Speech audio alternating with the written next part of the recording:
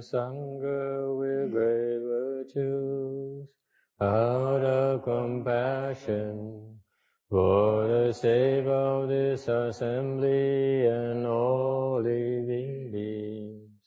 Please turn the wonderful Dharma wheel to teach us how to leave suffering, attain bliss, and birth and death, and quickly realize non-birth. Cung tĩnh đại đức thắng sinh, đi thứ pháp hội cấp nhất thiết chúng sanh. Thịnh chiến diệu pháp luân giao đạo ngã môn, như há liêu sanh tự đi khổ đắc lạc, tất chứng vô sanh. Homage to the blessed, noble, and perfectly enlightened one. Homage to the blessed, noble, and perfectly enlightened one. Namo Saranto Suche Doye Erla Hodi Samyel Samputo Xie. Namo Saranto Suche Doye. Namo Tạc Đạc Tha Tuya Jara Harahade Tamil Dambo Đà Tọa.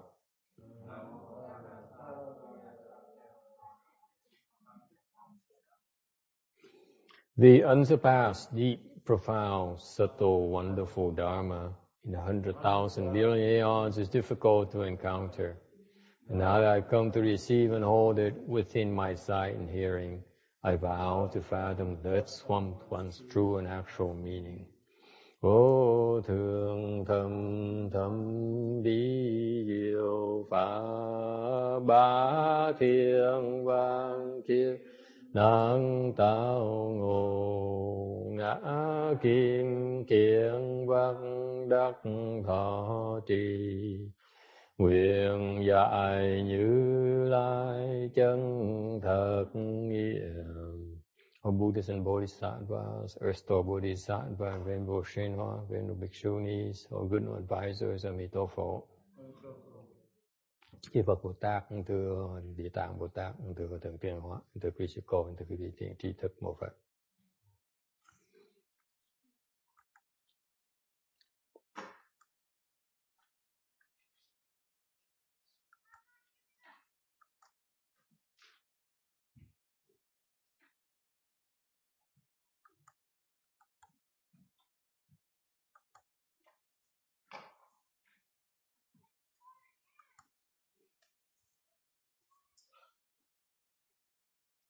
In slide 592, ở cái tấm số 592 of Earth Store Sutra, của kinh Địa Tạng. The sutra also mentioned their smaller hells. The Avicii hell, có những cái địa ngục nhỏ khác. Cái ngục Ati.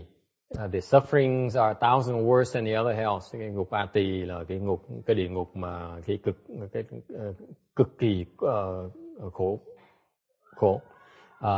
They have 7 layers of iron walls, 7 layers of iron nets, and 7 layers of knives and sword force.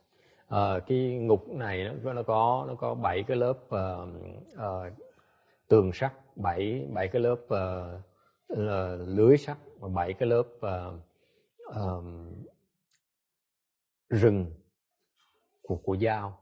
Thành ra thoát ra không phải là dễ. So what it means is that it's very difficult to exit this hell here, to escape from this hell, whether it's by land or by air.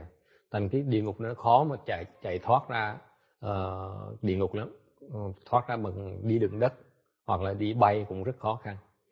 There are also the subsidiary hells to the Great Avicii hell. Mấy cái địa ngục đại địa ngục này thường có những cái địa ngục nhỏ xung quanh đó. Thành ra, so what happens is when you get out of the Great Avicii hell, you then enter the next subsequent smaller hells. Đó có nghĩa là gì?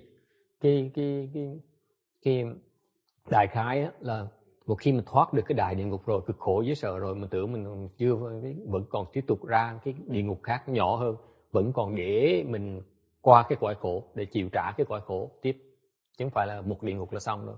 So what happened is that all the hells have smaller layers of hells where the suffering is less and less.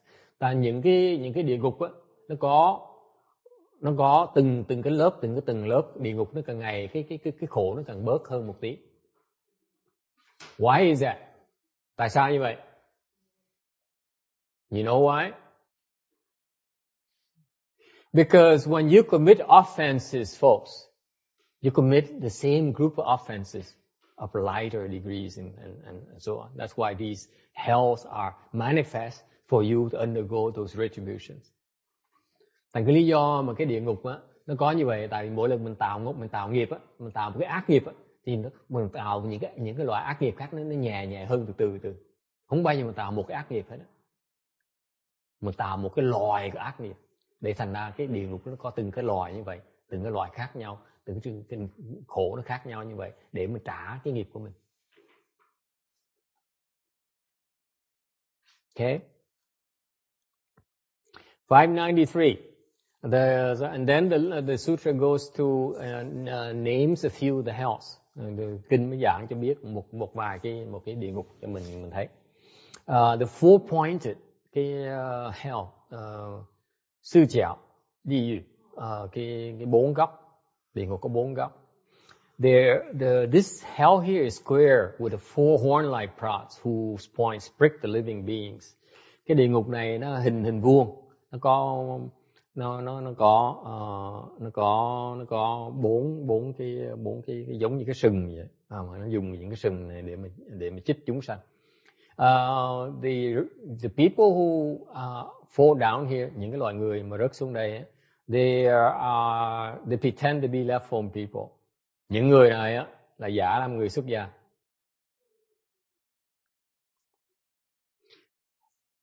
When they are left-form people, they indulge in defiled pleasures and lose purity.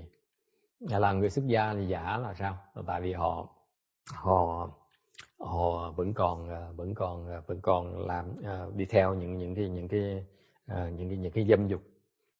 And therefore upon the death they fall into this hell. Bởi vì khi mà họ chết, họ rớt xuống địa ngục này. Or when they are in the human realm, hoặc là khi mà họ trong cái cõi người đó, they themselves or tell others to cut the nose, the ear, the feet, and the arms, or chop off the flesh from people's back. Hoặc là khi trong cái cõi người á, người ta tự làm đấy, hoặc là khuyến khích cho những người khác là cắt tai, mũi, chân tay người khác, hoặc là lóc thịt người ta. Okay. This four-pointed hell here is part of the hot hells. It's surrounded by iron walls of 500 yojanas long. Loại địa ngục nóng. Nó được mà bao vây bằng một cái tường bằng sắt, nó dài 500 do tuần. And there's a rain of fire and iron that falls from above. Trong cái địa ngục này bị cái mưa của lửa, mưa sắt nó rớt xuống. Cái tra tấn như vậy. Okay. Questions?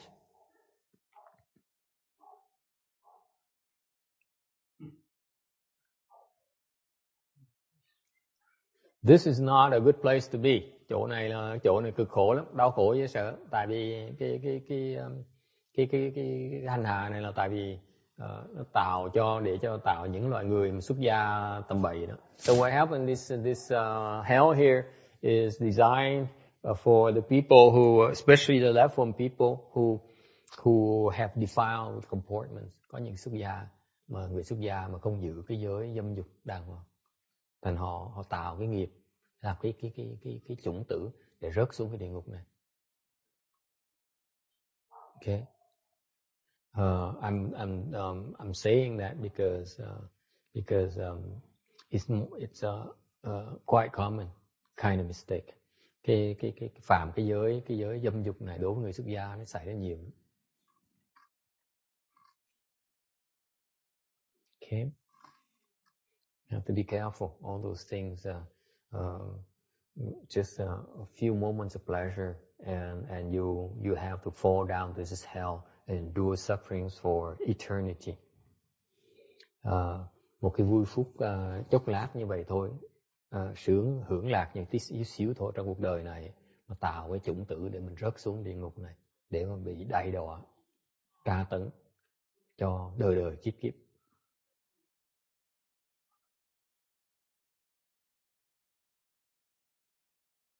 Okay. In particular, there are out there where, for example, the Japanese are known to have a married life. Như bên Phật giáo Nhật Bản, ta cho phép gọi là tân tăng, ta cho phép người xuất gia có gia đình. Họ giàu có không thể tưởng được. They're very rich. These Japanese left-home people. It's like they have like no different. Their structure is no different from the spiritual or religious royalty. Cái chế độ họ là giống không khác gì như cái loài vương tộc bên tôn giáo vậy đó. Là họ đẻ ra con, xong rồi có gia đình đẻ ra con, xong những con họ của cải, họ giàu dễ sợ. Con cái họ cho tới những trường học đặc biệt cho những người xuất gia thôi. Con cái để sau này họ làm, họ nối ngôi cha họ giàu không thể tưởng được. They're very wealthy in Japan. They have these royalties, these kingdoms where they inherit these from their parents, and they're very powerful, very wealthy. For example, there's such temples in Hawaii. They were paying like $4,000 of salary to the priests. Dạ như bên Hawaii có những người mà họ làm trong cái hệ thống Nhật Bản này, mỗi tháng họ được trả 4.000 đồng tiền đô la, tiền lương thôi. That comes with a car, with a place to live. Okay, the $4,000 is basically the salary in addition to the housing and all the car allowances. 4.000 đồng là mới tiền lương thôi, chứ còn họ cũng có chỗ ở, có xe cộ, ăn uống nó đầy đủ. Okay, those are lower levels. Very, very wealthy. Okay, and they call themselves priests. Coi đó là người xuất gia về Phật giáo. They wear monks' clothing and such. Or what about the Tibetans? Hoặc là người bên Tây Tạng, họ có một cái môn phái, họ có lập gia đình. The Tibetans, they also have a sect, Buddhist sect, where the monks and nuns have families as well. Thì Dalai Lama talked about it. Dalai Lama ông nói về cái chuyện này. Okay. He said that Dalai Lama nói rằng là ông công nhận là có một cái phái bên Tây Tạng, họ luyện công, họ coi cái chuyện tình dục là một cái phương tiện để luyện công, và họ vào họ nhập được định. So ông chứng minh được cái đó. So the Dalai Lama certified that there's a sect in Tibetan Buddhism where they use sex, the sexual act as a form of practice, and they enter samadhi. It's true, they enter samadhi. He's certified. Okay. It came up. I don't know about them, but I can tell you that if they engage in those kind of activities, their samadhi level is not that high. Tôi không biết là cái phương pháp của tu ra sao, rõ ràng là sao, thì tôi có thể nói cái gì rằng những người mà họ theo những cái đường lối tu hành như vậy, vào cái dục vọng, nuôi cái dục vọng như vậy, tôi cam đoan cái gì rằng cái trình độ họ không có cao đâu. They can reach at the highest level. Trường họ cao nhất là gì? 8th level samadhi. That's it. Cái định lực họ cao nhất á, là phi tưởng định, chứ còn không thể cao hơn được.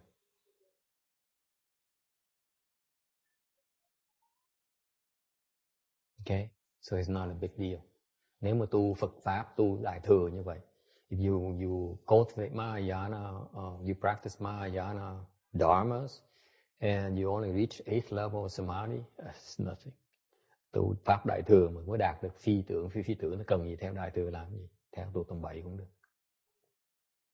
Okay. Next, 594. 594. There's a hell called flying knives. Có một cái loại địa ngục tên là phi đao. Đao luân đi yu. Đao luân địa ngục, also known as the knife wheel hell.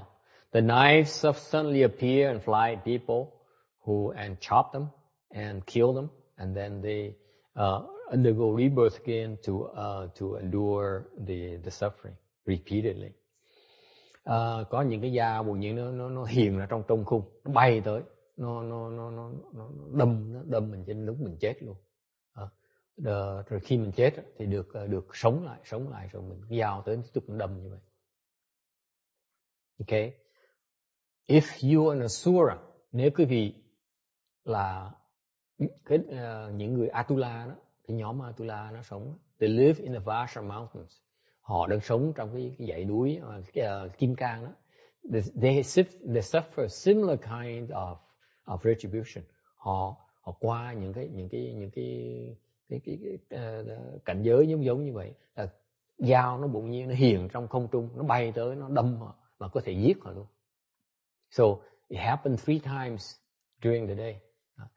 Thành ra những người Atula họ sống, hiện bây giờ họ đang sống, thì mỗi ngày là in the 3 time periods, in the 3 time periods, the knives can appear from in space and fly at them and can injure them fatally. Thành những người Atula đó, mỗi ngày dao nó có thể hiện ra không trung, mà nó bay tới, nó đâm những người Atula, họ có thể bị chết nếu mà không cẩn thận. So happens the asuras are always on guard, and if on guard for the knives is to fly and hurt them and harm them. That's the kind of lifestyle they have. Thành người Atula đó là luôn luôn đề cao cảnh giác, tại vì cái dao nó thể bay tới, nó đâm họ lúc nào không biết được. And then when you graduate to the level higher, you go to a flying knife. It happens day and night, constantly. Tới vào cái địa ngục này thì cái phi đao này nó đâm mình ngày đêm, thoát không nổi. The body is severed and the head is chopped. Thân bị đâm, đầu thì bị cắt. Or they could be known as limitless great knife wheels that descend from above. So many like they're like the rain. Hoặc là có trường hợp là họ có những cái đao, những cái xe mà đầy hết là dao ấy đó. Nó hạ xuống từ không trung, nó hạ xuống đầy hết tất cả không trung, nó hạ xuống, không cách nào mình chạy đâu được hết. Nó cắt mình. So how you get there? How you get here? Sao tới địa ngục này? In the human realm, they indulge in fighting. They give knives and sticks for use in fights. They killed and harmed a lot of people. Sao mà đọa trong cái nhân là tới địa ngục này? Là khi mình trong cái cõi người đó, là mình thích đấu tranh. Và cho đưa dao hoặc là cây gậy cho người khác dùng trong việc đấu tranh người ta. Họ giết và hại rất nhiều người. Okay. Questions? Yes. Well, since there's no one that can stand even a little bit of this without going completely insane. Yes. So that's just the state that beings are under there. It's incomprehensible. It's agonizing. It's so much suffering. It is designed so that the suffering is so intense. You experience intense suffering that gets more intense and more intense, more intense. You die, and then The nature, the suffering is such that the pain is agonizing.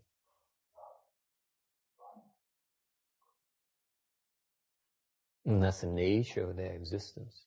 In our realm, we suffer hardship, we suffer, but we have moments of respite where we experience pleasure. In the health, these types of health, it's no pleasure whatsoever. It's constant suffering, it's constant pain.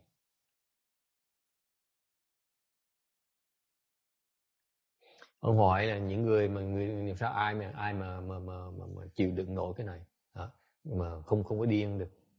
Thì tôi giảng nghĩa rằng cái cõi mình khi mình khổ thì mình còn có lúc mình sướng.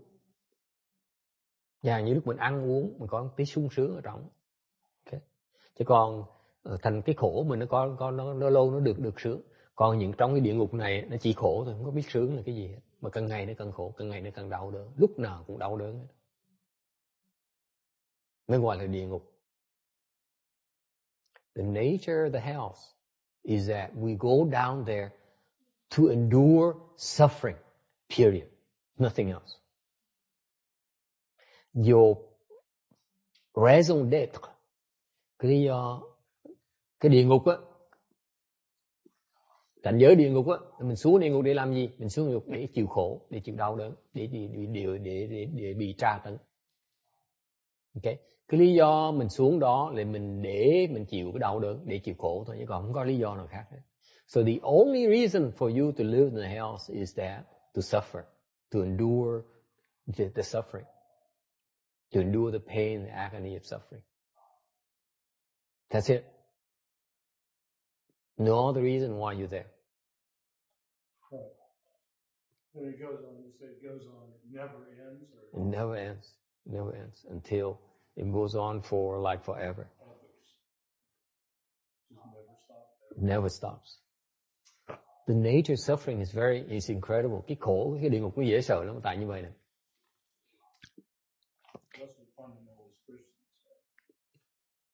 The nature of suffering of the hell is that it gets worse and worse until you cannot take it anymore and you die. Okay. Cái khổ địa ngục nó dễ sợ lắm. Tại càng ngày nó càng khổ, càng ngày càng đau đớn, càng ngày càng tăng thêm. Because what happens is, if the pain remains constant, you will become numb to it. That's why the pain keeps on increasing. Nếu mình đau khổ, mình đau đớn á, mình đau á, mà cái đau nó không tăng thêm thì càng ngày cái người mình á, mình sẽ bớt đau. Đằng ngày trong cái địa ngục đấy, càng ngày nó càng đau đớn đến lúc cực cùng của đau đớn là mình phải chết. So you keep on, the pain keeps on increasing until you die. You cannot take anymore and you die. Okay. And then what happens is that then you are instantly reborn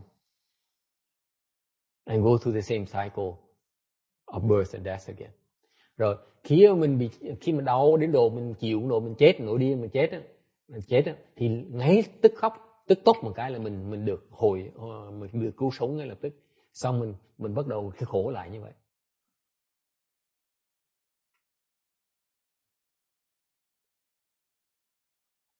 Okay. So you do get instantaneous moment of respite during birth and death. Thành khi mình chết á, lúc mình chết và lúc sống á, lúc sinh lại, mình có được ngưng lại tí xíu ở đó. Rồi xong mình tiếp tục khổ. That's it. It's a scary place, folks. Nói mình cả mấy cái địa ngục này nó hơi khó tin một tí, nhưng để thì ra mấy cái địa ngục cho mình biết rằng là cái mình có cái quả của lâm bầy, có cái quả phải trả cái khổ đó.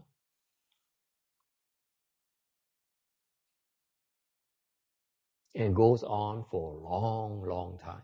Cái khổ này nó lâu không thể tưởng được. Hằng hà sa kiếp, hằng hà sa số kiếp.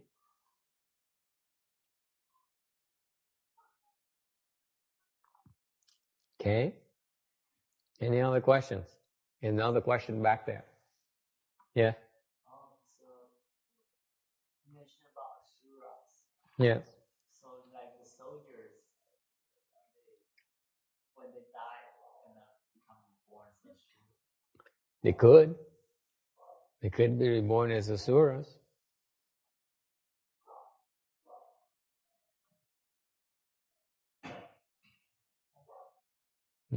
Hỏi là mấy người lính đó, sau khi mà ta chết đó, có thể sinh làm người Atula không nha? Lính có thể làm Atula. The soldiers basically are the asuras in the human realm. So when they go to their own realm, the asura realm, they have their own realm. That's when they suffer these knives retribution. It's not uncommon for them to get hurt, get chopped, and get injured, get chopped up, and not die. Okay, it's a skill they need to develop to avoid these, to dance and avoid these flying knives. Cái người Atula khi mà họ vào cái quả Atula đó là bị phi đao nó bay tới, nó bắn, nó phóng tới, nó cắt mình, nó đâm mình. Thành họ phải có cái công phu để mà né mấy cái phi đao nó mới không bị hại. Yeah. Mấy người đó ở trên thế gian này nó tạo nghiệp gì mà nó xuống địa ngục này hả? Trong địa ngục này họ thích xin lỗi hồi này không có giảng. Trong cái lúc làm người á thì thích đấu tranh, thích đánh lộn, rồi họ cho dao hoặc là cho mấy cây để dùng ta đánh nhau. Okay. Và họ giết và hại rất nhiều người. Cái nghiệp nó tạo như vậy. Yes. Theo như cái trường hợp mà người lính học gác ở cảnh vì giống như bổn phận hay là vì protect vì self defense thì trường hợp đó bị xử lý. She's asking is, suppose you're a soldier, because of your soldiering responsibility, you go out there and you harm and kill people. Are you creating, will you fall to the hells? Quý vị nghĩ sao? What do you think? Are you exempt? Just because you have good reasons? Mặc dù mình có chính nghĩa mình phải làm gì, nó có lý do mình làm cái chuyện đó, có nghĩa mình được miễn không?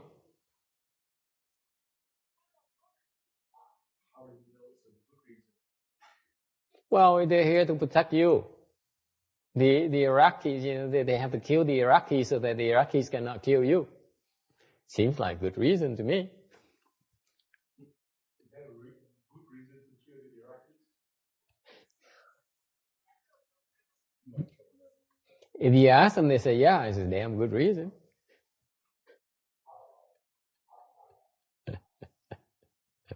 Họ phải giết mấy người ác để mà mấy người ác không thể giết mình.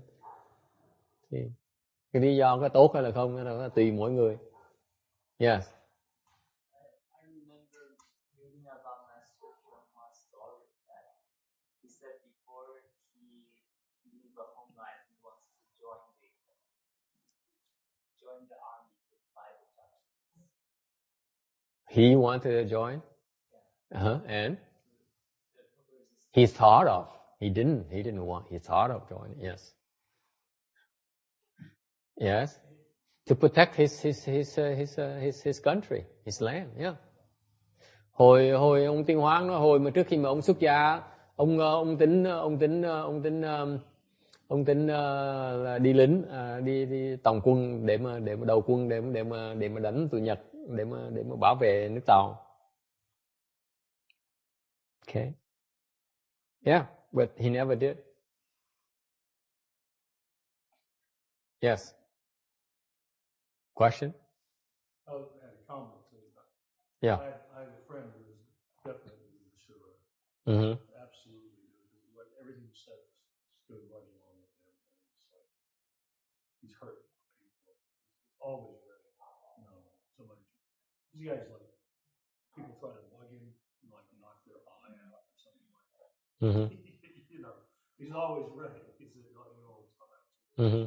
In his 65, he's got his hands are fast like a heavyweight boxer, which he used to be. Mm-hmm. So I get the thing about the instruments. Ông nói là có quen người thích đấu, thích đánh lộn, thích nó.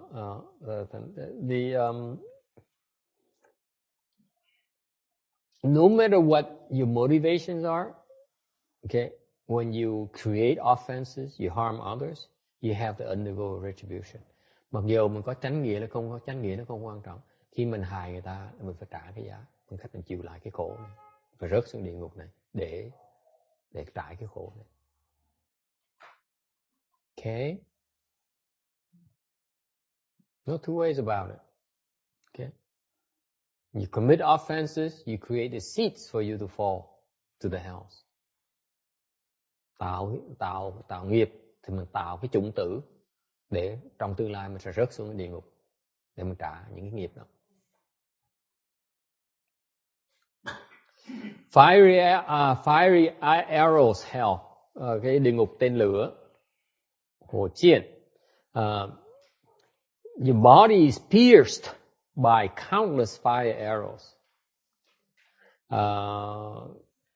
Cái thân mình nó vô hàng hà sa số tên lửa nó bắn qua thân mình. The prisoners are laid in iron beds from above and below. The countless fire arrows pierce the body. One day, one night, there countless deaths. Những người mà tù nhân á, là bị nằm trên giường á, xong rồi phần ở trên á, và ở dưới á, là có vô hàng hà sa số, vô tận những cái tên lửa nó bắn thân mình. Một ngày một đêm là chết vô tận lần. And they were stupid, greedy, and have lots of desire, not filial with the parents, not respectful to elders and teachers, nor accord with goodness, and kill and harm lots of living beings. They deceive people. Tại sao được cái quả này? Tại vì họ ngu si, họ tham lam và có nhiều dục.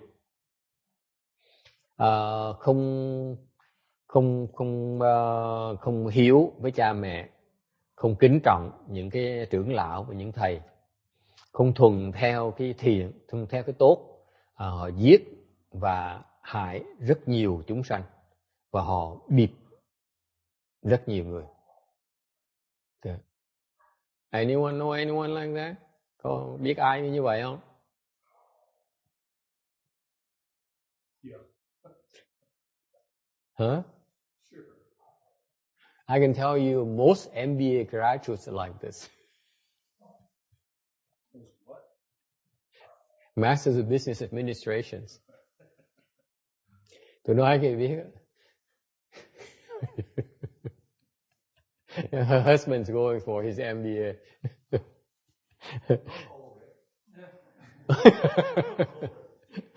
Most of MBA graduates are like this, especially the good schools.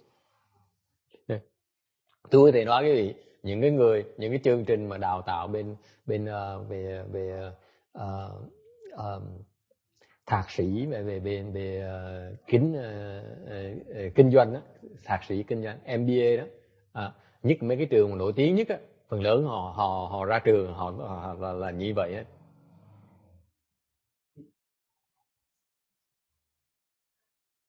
Okay, let me elaborate for you. Okay, stupid. C. Why? They think they know it all. Okay, okay. Are you an MBA too? Tưởng biết hết. Okay, they think they know everything. Okay, they don't know about this hell. I rest my case. Okay? They don't know about this hell. If they knew about this hell, they would have changed their ways. Number two, greedy. Thứ nhất là ngốt dốt. Thứ nhì là tham. You cannot, according to Randy's mantra, you cannot make progress and make money and have success unless you're greedy. Okay? Cái thế thông thường cuộc đời người ta nói là để mình không thể có sự thành công trong cuộc đời này, trong cái xã hội này, nếu mình không tham lam. Okay? Capitalism is built upon greed. Cái kinh tế tư bản này là dựa vào cái sự tham lam của mọi người. Đúng không? Number three, lots of desires. Dâm dục. Okay, let me be blunt with you. Lots of desire không phải là Desire is not only in terms of buying those fancy German and German sports cars or Italian sports cars. Also German women, Italian women as well. Okay. I'm kidding. I'm being facetious. Okay.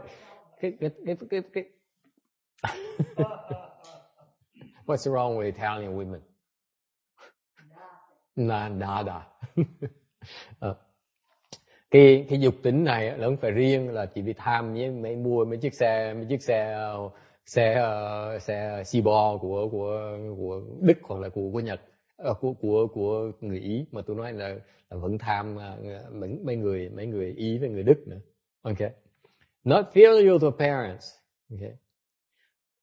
What is filiality thing to the Westerners? Mấy người Âu Châu này ai có biết gì về báo hiếu? Không ai tin về báo hiếu ấy. The Westerners upbringing, you ask these young gentlemen back there, the parents owe it to you. You don't owe your parents anything. Okay? Đối với người Âu Châu mình á, là cha mẹ nợ mình nha, chứ mình không nợ cha mẹ mình nha. Isn't that right? I know a lot of these professors at universities, the kids hate their guts. Những cái người giáo sư đại học tôi biết á, họ nổi tiếng, họ giỏi với sợ, mà con cái họ ghét họ không thể tưởng được. The kids hate them so much they cannot wait. They move out of their parents' house. Okay, and they're like that for the rest of their lives. They don't get along with their parents. They pass it on their own generation, their own children. Okay, filiality is an Asian concept, not Western concept. Okay. Cái báo hiếu là cái quan điểm của người Á Châu. Người Âu Châu đâu có đâu. Not respectful to elders and teachers. Không biết kính trọng những cái người trưởng lão với những thầy.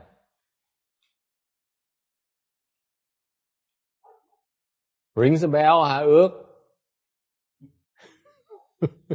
Hả? MBA graduates are extremely arrogant. Okay. Những cái tôi không biết những người khác, dài như not all of them, but I know the good ones. I know from the good schools. Những cái tụi mà tại trước tôi gặp những cái người mà học trong những cái chương trình mà MBA mà những cái trường mà giỏi nhất á, trong nước này, okay, là tụi nó ngào dễ sợ. Tôi biết tôi nói vậy là không ai, những người đó không bao giờ tới cúng với tôi không bao giờ nghĩ họ cúng tôi anyway, tôi không care. I know when I talk like this, I know I denounce their arrogance. I know they never ever come and make me an offering, but then I know they will never make me an offering anyway, no matter what I do. So what do I care? Mình nói xấu cho đã. But I don't get it. These guys, they're so arrogant, especially from the good schools. Những cái người mà học ra những cái trường học, đại học nổi tiếng mà giỏi đó, họ ngạo không thể tưởng được, họ khinh người không thể tưởng được. Okay? Not according to goodness. Cái này cái tệ nhất. Bù xuân san treo. Những cái mình dạy người ta về cái thiền, cái tốt á, không nghe lời. Nhất định không nghe lời. Họ nghĩ là bất cứ gì mà họ làm, có lời họ làm thôi, họ không cần biết tốt là xấu. These guys will not stop anything to profit themselves. Whether it's the most evil thing, doesn't matter. Okay?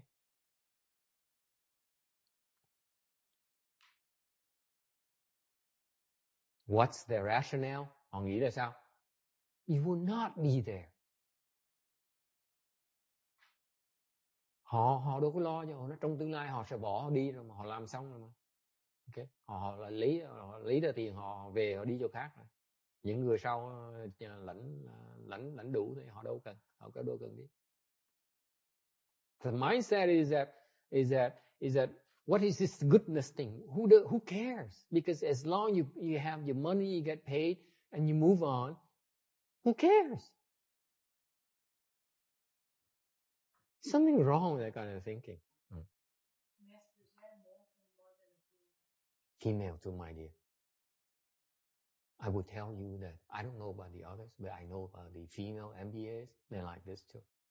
They're no different from the males. it's a self-serving group. They only know. I know I'm touching some people. I'm touching some soft spots here. Okay. These people, they only know how to serve themselves. That's it. They don't care about anyone else. It's incredible. And these are the movers and shakers of the industry. It's incredible. Những cái người này dễ sợ. Because I know this young man is his age, and he listens to these things, and I want to create a kind of impression on the young people. There's a price to pay when you commit evil. When you commit offenses, you will have to undergo retribution. You cannot think short term. Không thể nào mà chỉ là quá thiển cận. Mình làm bậy, mình phải trả cái giá. Không cách nào mình chạy đâu được hết. Okay? No one is exempt from that. Không ai thoát được cái này nha. Okay?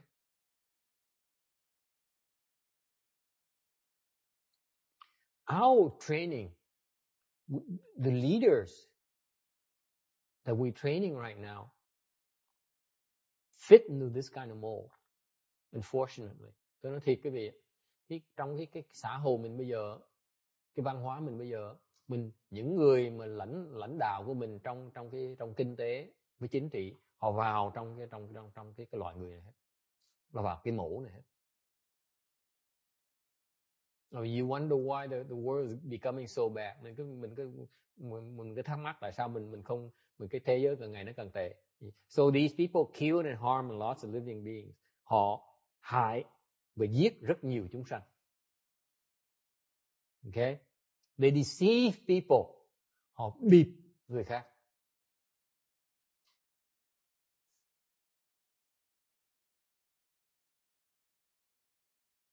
Okay, folks? This is our reality. Cái thực tế của cái xã hội mình là như vậy đó. Họ tạo những cái nghiệp như vậy. Và con cái họ bắt chước họ. Họ thấy cái đó là cái thành công. Họ bắt chước. Họ dẫn đường con cái. Cái thế hệ sau bắt chước làm như vậy. Lúc mà tôi lớn lên, tôi theo cái mẫu này, tôi sống cuộc đời tôi trước như vậy. So what happened is the people, okay, define, they incorporate all the measures of success in our society. And they propagate this kind of model to the future generations. How do I know? I used to belong to this group. I used to aspire to belong to this group. Okay? Cái đời trước tôi là tôi muốn theo cái con đường này. Đối chúng tôi, cái này gọi là thành công. Cái này gọi là hạnh phúc. This to us is success. This to us is happiness.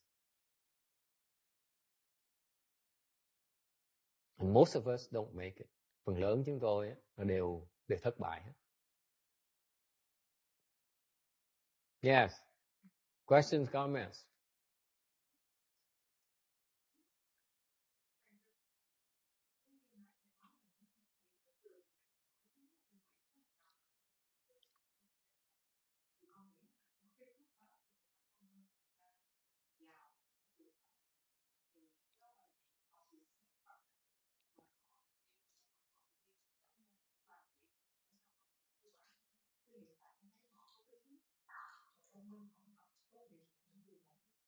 So she says these people who are into these famous and good programs, training programs, of course they have the blessings and the smarts to belong. Then how come so what kinds of consequences are they creating for themselves? Bởi cái đó nó rõ ràng, cái đó phải phân biệt hai cái với nhau. Excuse me. Phải cho rõ ràng là một cái phước với cái nghiệp báo nó khác, quả báo nó khác nhau. Okay. What happens is that they are smart, they have the money and they have the education is because of prior blessings. Cái phước đó họ có được tại kiếp trước họ tu. Họ làm và tạo được cái phước đó, thành ngày đó họ hưởng được cái quả để mà có tiền để đi học những cái trường đại học đó, có tiền để đào tạo cái đầu óc họ được như vậy. Okay? So there are reaping the blessings from the prior cultivations. But but then they abuse these blessings. Những điều họ có phước này, xong họ dùng cái phước này, họ làm bậy. Và họ tạo cái quả báo sau này, trong tương lai. So what happens is very common, folks, is that the blessed people, the people who are blessed, okay, they tend to abuse the blessings. Bởi vậy, trong cái tu hành đó, khi mình tu, mình tạo phước, điều mình tạo phước, mình không biết xài phước, thành trong tương lai mình sẽ đọa.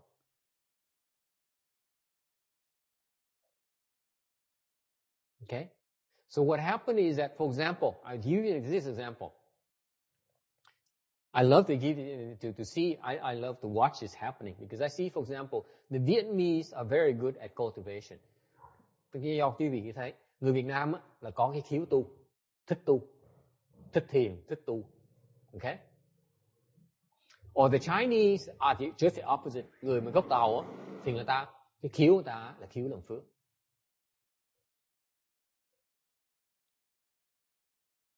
Okay? So what happens is the Chinese, their tendency, they tend to plant the blessings. They're not very strong in cultivation, but they're strong in planting blessings. For example, the Chinese, they make a lot of offerings, make a lot of donations to the temples.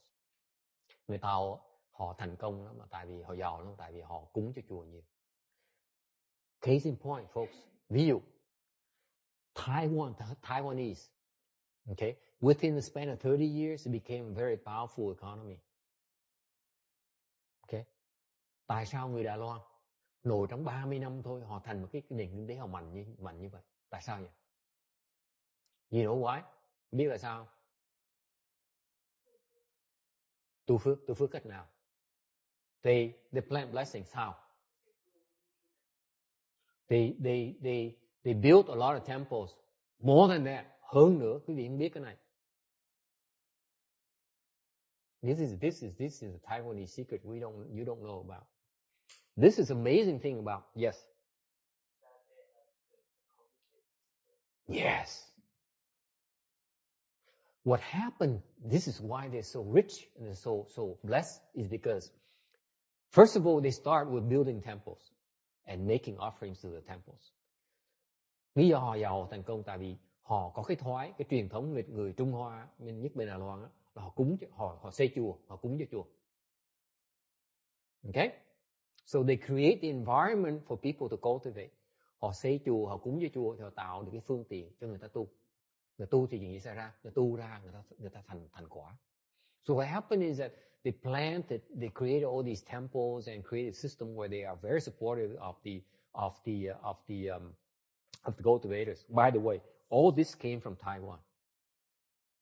You know that?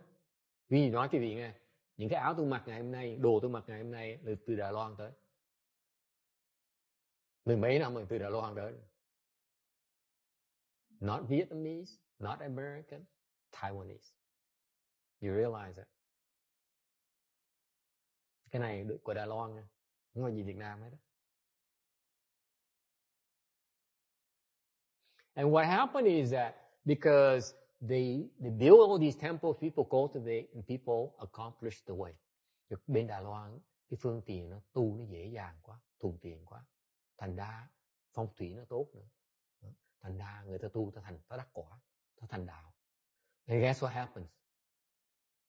They continue to go and make offering these sages. Họ tiếp tục tới, họ cúng cho những cái người đắc quả. Thành phước họ lớn không thể tưởng được. This is why the blessings are incredible. That's why they're so rich. Vì vậy họ mới giàu. Họ cúng những người đắc quả, giàu không thể tưởng được. The Chinese saying, you make offerings to 1,000 people, among the 1,000 sanghas, there will be an arhat. Người văn hóa người Tàu, người ta có cái phong tục ta nói rằng kiếm thiết trai cho 1.000 vì người tăng ni, thì trong 1.000 người đó chắc chắn sẽ có một người A La Hán.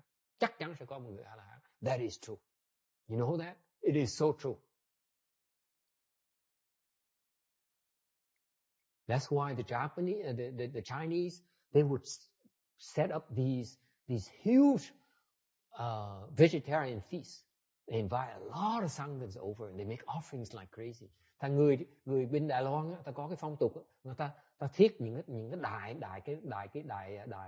đại trai tăng, rồi mời những người tăng đi tới cả ngàn người tới để cúng dường cho họ, because they know that they will be making an offering to an arhat. Họ biết rằng á, nếu họ cúng cho 1.000 người tăng ni như vậy, họ sẽ cúng ít nhất một người tăng, người A La Hán ở trọng, tứ quả A La Hán trọng. This is why the Chinese are very smart about it. The Vietnamese don't know that. Việt Nam có không? Việt Nam có cái pháp đó không?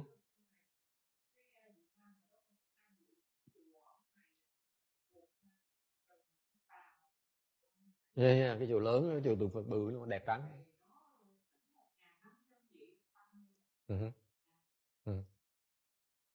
So she said in Vietnam they have the kind of Dharma assembly. Okay. Nhưng cái này là cái văn hóa người Tàu, tao nói là cứ lo mà thiết một cái trai tăng 1.000 người đi, trong đó sẽ có A La Hán. Việt Nam đâu có đâu, Việt Nam chỉ thiết 1.000 người làm lớn cho đẹp vậy thôi, bước trước vậy thôi, chứ còn đâu có hiểu là trong 1.000 người đó sẽ có một người A La Hán ở trong. Thế bởi vì người Tàu ta giàu như vậy đó, tại vì ta có phước lớn quá đấy. You have to understand the Chinese are wealthier than the Vietnamese because they know how to cultivate blessings. The Vietnamese don't know it as well. Yes? Is that funny? Isn't that true? No? Master Shinhua, he said Taiwan's blessings come from Kuan Yin. Yeah, that's true. That's what he said. He said that all their blessings come from Kuan Yin. Something about, she oversees the whole island. Yeah, she oversees, but also it has a lot of subsidiary things in terms of, because the structure is that the Chinese wisdom is they build temples, and they seek out the sages to make offerings to. This is what the Vietnamese do not have. Okay. Ông nói là bên Tiên Hóa, ông nói là cái Đài Loan nó giàu tại vì nhờ ngài Con Âm giúp đỡ. Tôi nói có Con Âm giúp đỡ, tôi nói như đến phần quan trọng á, cái ý tôi muốn nói là cái văn hóa người Tàu, người ta biết có cái pháp ta trồng phước. Mình có phước cách nào? Ta xây chùa, ta xây tạo cái phương tiện người ta tu, xong rồi ta kiếm những người thánh nhân ta tới ta cúng dường. Bởi vì cái phước người ta lớn không thể tưởng được. Okay, case in point. For example, chẳng hạn như cái ông Tinh Vân đó, Master Xing Yun of Sea Lai Temple, ông Tây Lai Tự đó. You know how he got to be that rich? He has 200 huge temples throughout the world.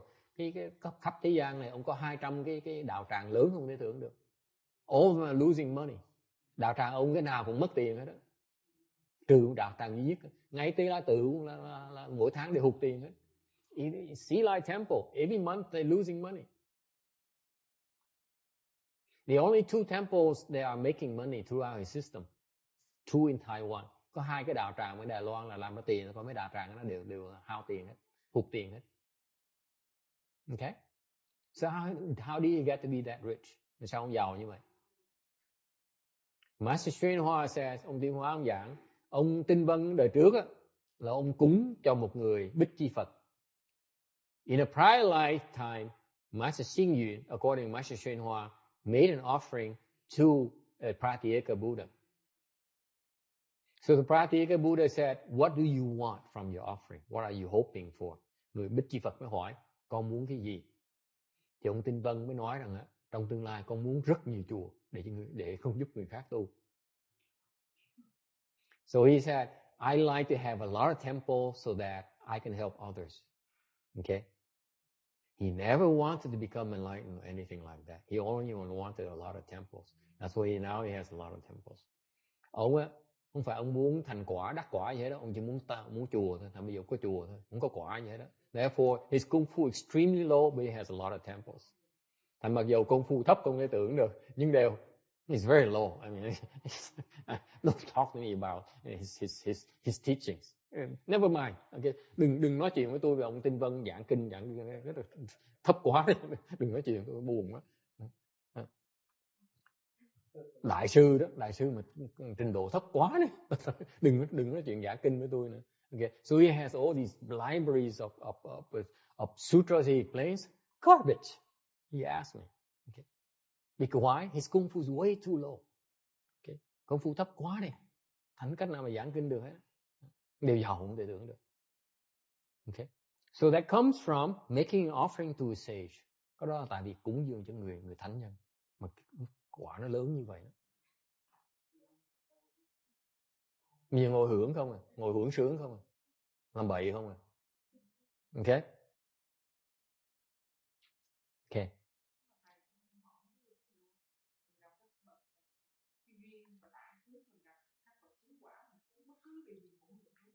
Đúng cái gì cũng được, lớn không thể tưởng được, phước lớn không thể tưởng được. Cái khổ là người ta mình thấy người ta không được.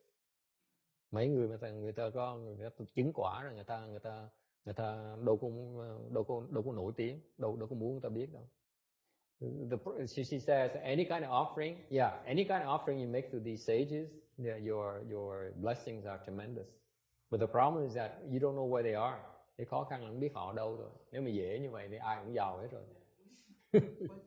If it were that easy, everyone would be so wealthy already. Thành bí vậy, người ta không biết khôn, mới cúng 1.000 người.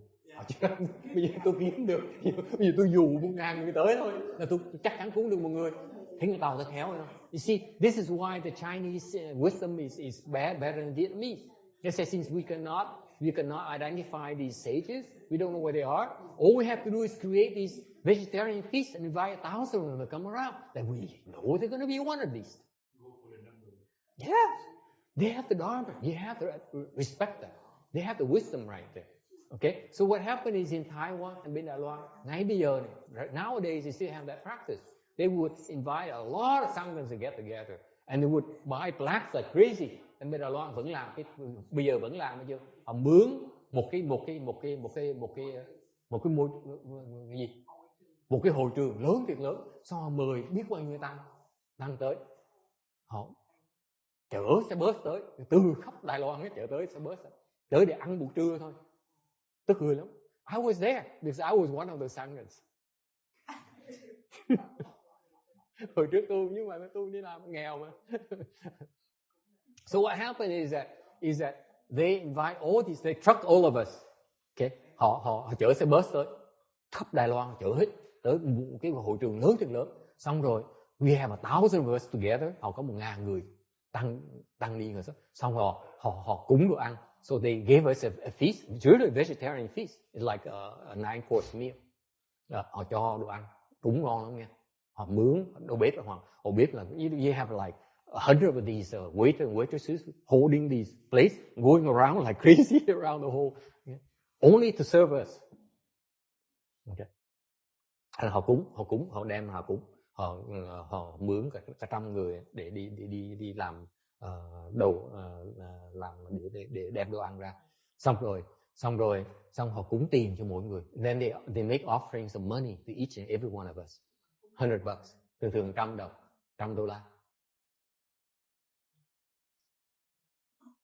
I'm telling you this because the Vietnamese now want to imitate this. Là họ cúng, 1.000 người cúng $100. So happens is that for 1,000 people times 100, how much money is that? $100,000. 100.000 đồng tiếng, cúng 100.000 đồng. Dễ sợ. Người Tàu chơi như vậy. Thành ra người Tàu nó giỏi vậy đó. Dám bỏ 100.000 để cúng A-la-hán. Trời, giàu. Lấy lòng. Unthinkable. But see, this is the beauty of the Taiwanese Dharma. I'm telling you that because, you guys here might want to do it here as well. Mình có làm cho này được.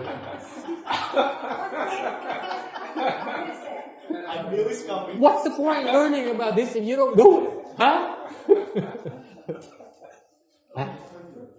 Tôi nói để cái gì làm? Tôi làm, biết mà làm chứ không biết mà làm. What happened is that this is very, very smart. They spend this money. So what happened is that they offer food, they offer money. So all these sanghas will come. Okay? They don't care who you are. They invite you. If you're a sangha member, then this is what you're supposed to do. Họ hay lắm, họ cúng bất cứ người này tăng nào muốn đi đó họ được mời đấy. Họ không dám từ chỗ ai. Cúng là không được phân biệt. So what happens when you make these offerings, you cannot discriminate between men and women or older and younger and so on. Okay, cái pháp phải như vậy. Okay, so what happened is that of this, because of this dharma here, they have to pay for the rent, they have to pay for the offering. Okay, tiền đâu ra? Where's the money come from? Taiwanese is superior. You guys don't know about this. This is why I need to explain these dharmas that you guys can explain to others, and then eventually, have enough people who believe it, you can organize it here in the U.S. Don't need to go to Taiwan. Thành giảng cái này để quý vị bắt chước ở đây nhá. Lần đầu bây giờ mới có nói từ đấy, 10 of you know about this dharma, ngày nay 10 người biết. 10 of you go and explain 10 more people and explain 10 more people and so on. Từ từ mình cứ mỗi người giờ giảng như nghĩa cho 10 người biết.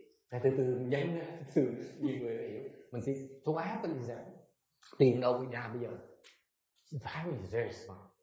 Cái văn hóa cái người Đài Loan cái văn hóa hay như vậy. The culture is very, very superior. So where does the money come from?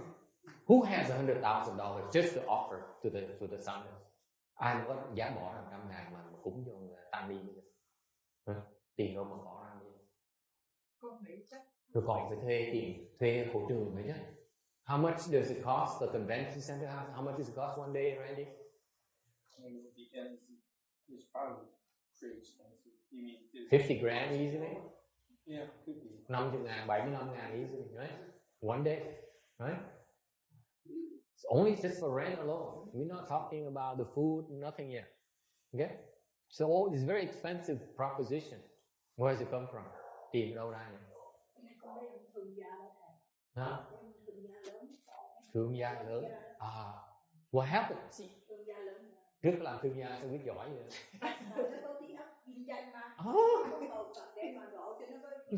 Bây giờ người ta mới giàu được. So she said, the businessmen, that's where they come from. They sponsor these events. So I asked her, are you a businesswoman? Yeah.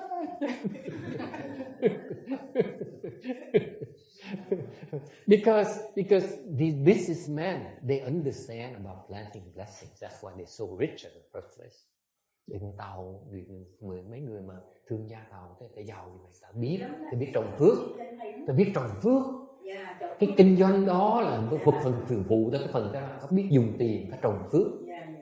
Người kinh doanh nào người Tàu phần lớn đều biết trồng cúng dường. Yes. Almost all the Chinese businessmen, the successful ones, they all are giving a lot of money to the temple. You know that? Đúng không? Bên Đài Loan nhiều không phải không? So the wisdom, she says that you give one, you get back 10. Get back 10,000. Lấy lại được chứ. 10 làm chứ là 10 đâu. Kinh nó mới giàu. 10 làm. Okay? Isn't it exciting? You guys are going đó. Nói cái này tại sao mình nói cái đó? Tại sao mình nói cái chuyện tầm bậy như vậy? Tại vì như vậy này, cái tuổi mà Tây phương á, why do I go to this? Because cái này á, cái ngày hôm nay giảng cái này, this is the dharma of the Westerners.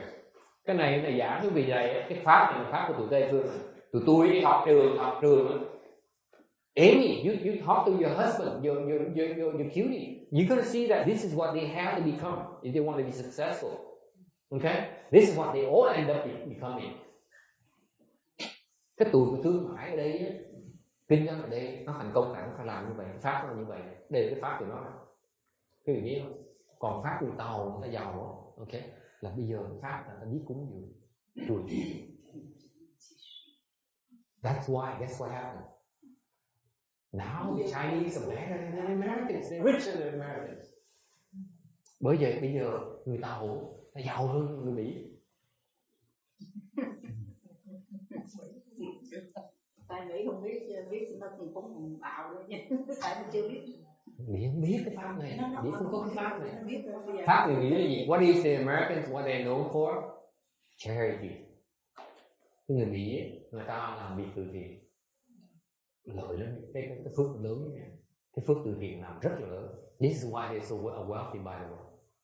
Okay, this is the one thing that's right about Catholicism. Okay, they promote giving. This is why they're so the rich. Michael Jackson cũng vậy đó. Nó hay cái võ gì mà nó tạo nó làm từ thiện dữ lắm á. Ai? Michael Jackson. Michael Jackson. Nó từ thiện dữ lắm á. Coi vậy chứ nó được lắm. Nó bố trí từ thiện dữ lắm. She says her idol. Nó lấy đầu tiền được. She says her idol Michael Jackson. Okay. He gives a lot of charity. He says that's why he makes a lot of money. The point here, folks. Cái mà tôi nói cái gì đây? The Western model is wrong. Ngày hôm nay tôi nói cho quý vị biết cái này là tại vì tôi dựa cơ hội nói cho quý vị biết cái pháp mà người Tây phương á, là làm tiền bằng cách là làm sao? Là ngu này, tham này, dâm dục này, không báo hiếu cha mẹ này, không kính trọng người lớn này, không kính trọng thầy này, không làm thiện này, giết hại chúng sanh này, biệt người ta này. Cái đó là pháp người Tây phương họ nghĩ là nó thành công. The Westerners' model of success is this. By the way, young man, that's what this is. Your education will lead you to this path. Okay? And they don't realize it will not make them rich. Họ không hiểu rằng là những theo pháp này không có giàu đâu. Muốn giàu là phải bố thí. Như người Tàu mới là đúng. They don't realize that to make money, to become richer, you have to give. It's not about stealing from others. It's not about cheating others. You have to learn to give. This is where the Western education system is wrong. Okay? This is where I thought when I was younger, your age, I wanted to become rich and powerful. So I went and learned from the Westerners. Okay? I never become rich or powerful, but I left out because it's the wrong model.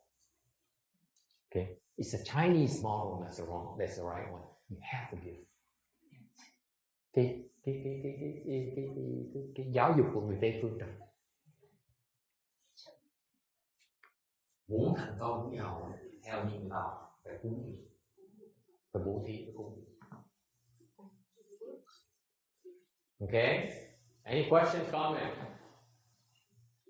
So the question is, the one is that they found the sponsors, the Chinese sponsors. We can have Chinese sponsors here in this country as well. Đây cũng có nhiều thương gia Tàu, đây cũng nhiều mình cúng. But you know what the way they do is very, very, very interesting. Làm hay bên Đài Loan hay.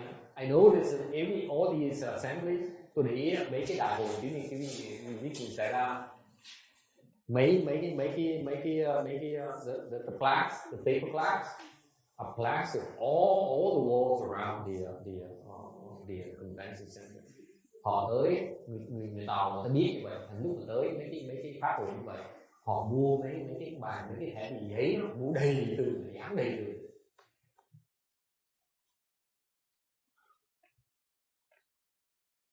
Okay. Bởi vậy cái văn hóa người Tàu, phần lớn người Tàu nó có nhiều phước.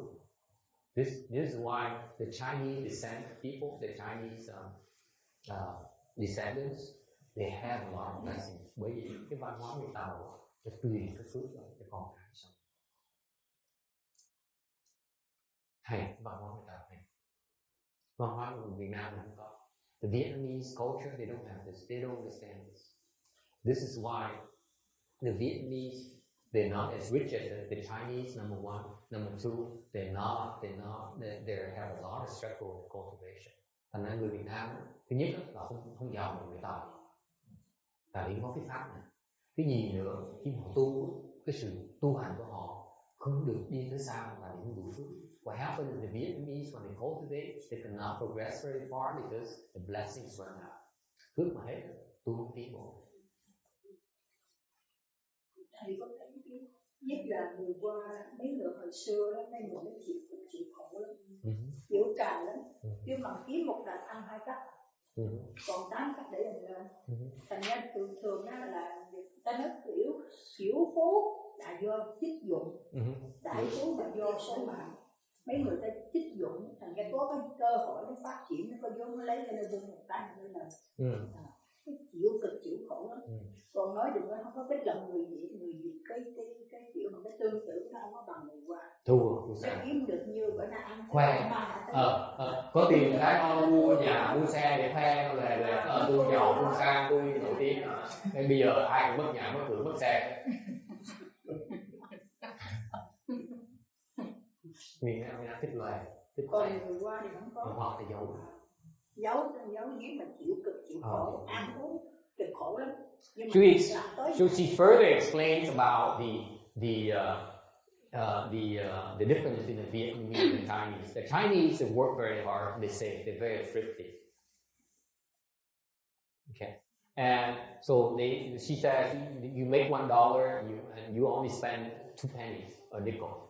So that you save the rest. This is Chinese mentality, so that they keep on saving. So when the business opportunity arises, they have the money to invest. Okay. Whereas Vietnamese, they don't know, they're not that thrifty. They like to spend. Unlike Ước is more Chinese than Vietnamese. But anyway, the Vietnamese, they tend to show off. They tend to spend whatever they have. They buy the fancy cars and fancy houses to show off they have the wealth. They're well-to-do. Okay, and that's why nowadays a lot of Vietnamese are in financial trouble because they're losing the house and the cars. Mortgages are here. This is a cultural thing. Okay.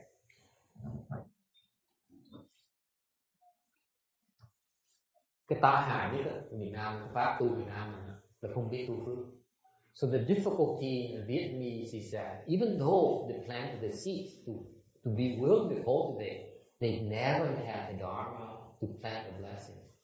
Phước tu là trồng rồi, để không trồng cái phước để mà hưởng cái phước, có phước để tu. Cả người Việt Nam tu khó khăn. This is why the Vietnamese have a lot of trouble in the cultivation. Why do I say that? Tại sao tôi nói như vậy? Ngày này có sư cô mới đây nói sư cô biết đụng chạm.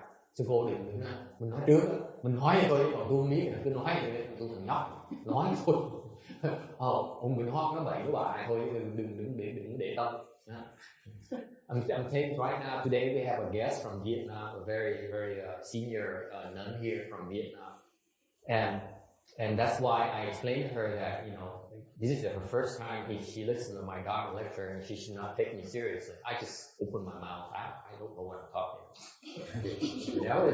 You should never take me seriously. Okay, it's more like a sales pitch. Whatever I say, you take it with a grain of salt. Giống như gặp người buôn bán vậy đó. Như tôi đang bán cá vậy. Cứ nghe thôi chứ đừng tin. Chỉ nghe tôi vui thôi. Yes. Thầy bây giờ Việt Nam người ta cũng tu dữ lắm, dù các miếu đồ cũng lớn lắm bây giờ. Nhưng đều. Bây giờ bắt đầu người Việt Nam lớn dữ lắm rồi, tôi nói nha. Nhưng đều khổ đấy, chưa có pháp. Bây giờ cũng chưa có pháp được mà bây giờ đã tu có kiểu lắm. Người ta đã qua cái trường hợp rồi, người ta xây chùa để chưa có đủ người có pháp, người ta cứ tu. Bây giờ có chùa, cái chỗ phương tiện rồi, người ta mới đem pháp cái chỗ người ta tu, nó mới thành quả. Nếu người Việt Nam mà biết xây chùa như vậy, ok, cũng như biết thỉnh thầy, thỉnh cô đem pháp để tu mới thành công được. Còn để giữ pháp một chút giờ tu không thành công được. Thế bây giờ Việt Nam thì chùa rồi cái dữ lắm, chùa lớn như vậy lắm.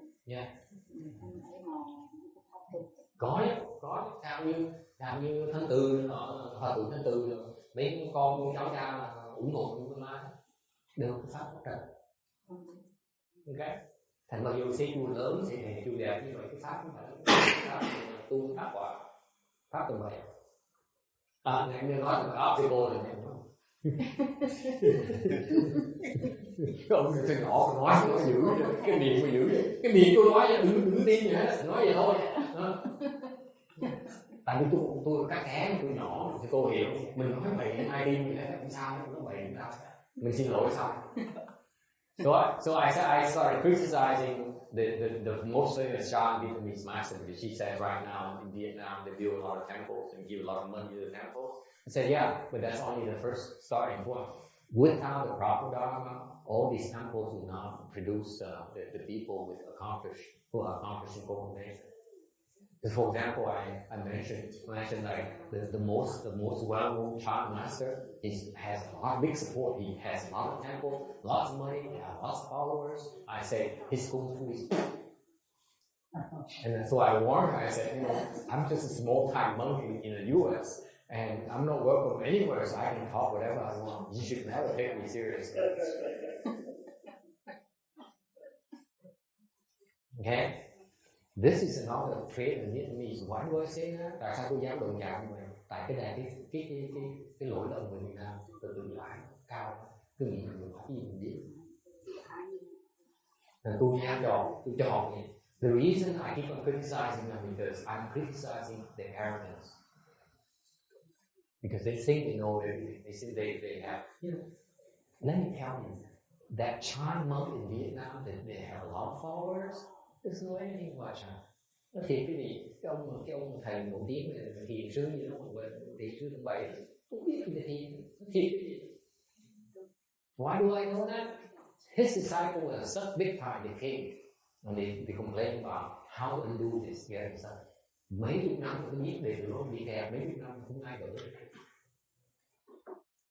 If he knew, nếu không biết, ông đã gỡ cho đệ tử rồi.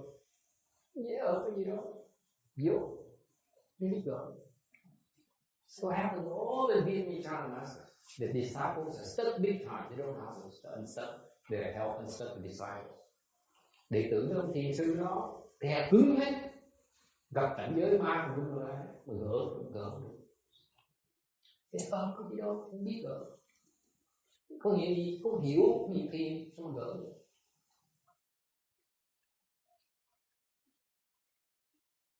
Okay. Lý do cái đụng chạm là cái đụng chạm là tôi xin lỗi Mexico, nhiều người có theo thiền sư nổi tiếng từ lâu rồi, vẫn văn hóa dân tộc người Việt Nam, nhưng đều đụng chạm là tại vì nói cho đụng chạm cho họ biết rằng cái tai nạn lớn của người tăng đi Việt Nam là lạ, tưởng biết hết. Biết hết là làm sao đệ tử kẹt, bị cảnh giới ma kẹt nữa, kẹt cứng nhất đối với nhau.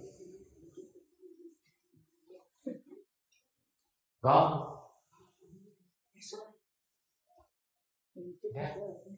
Nếu như mình học trò mình bị kẹt mình sẽ biết gỡ cái nó tu sao tu tiếp.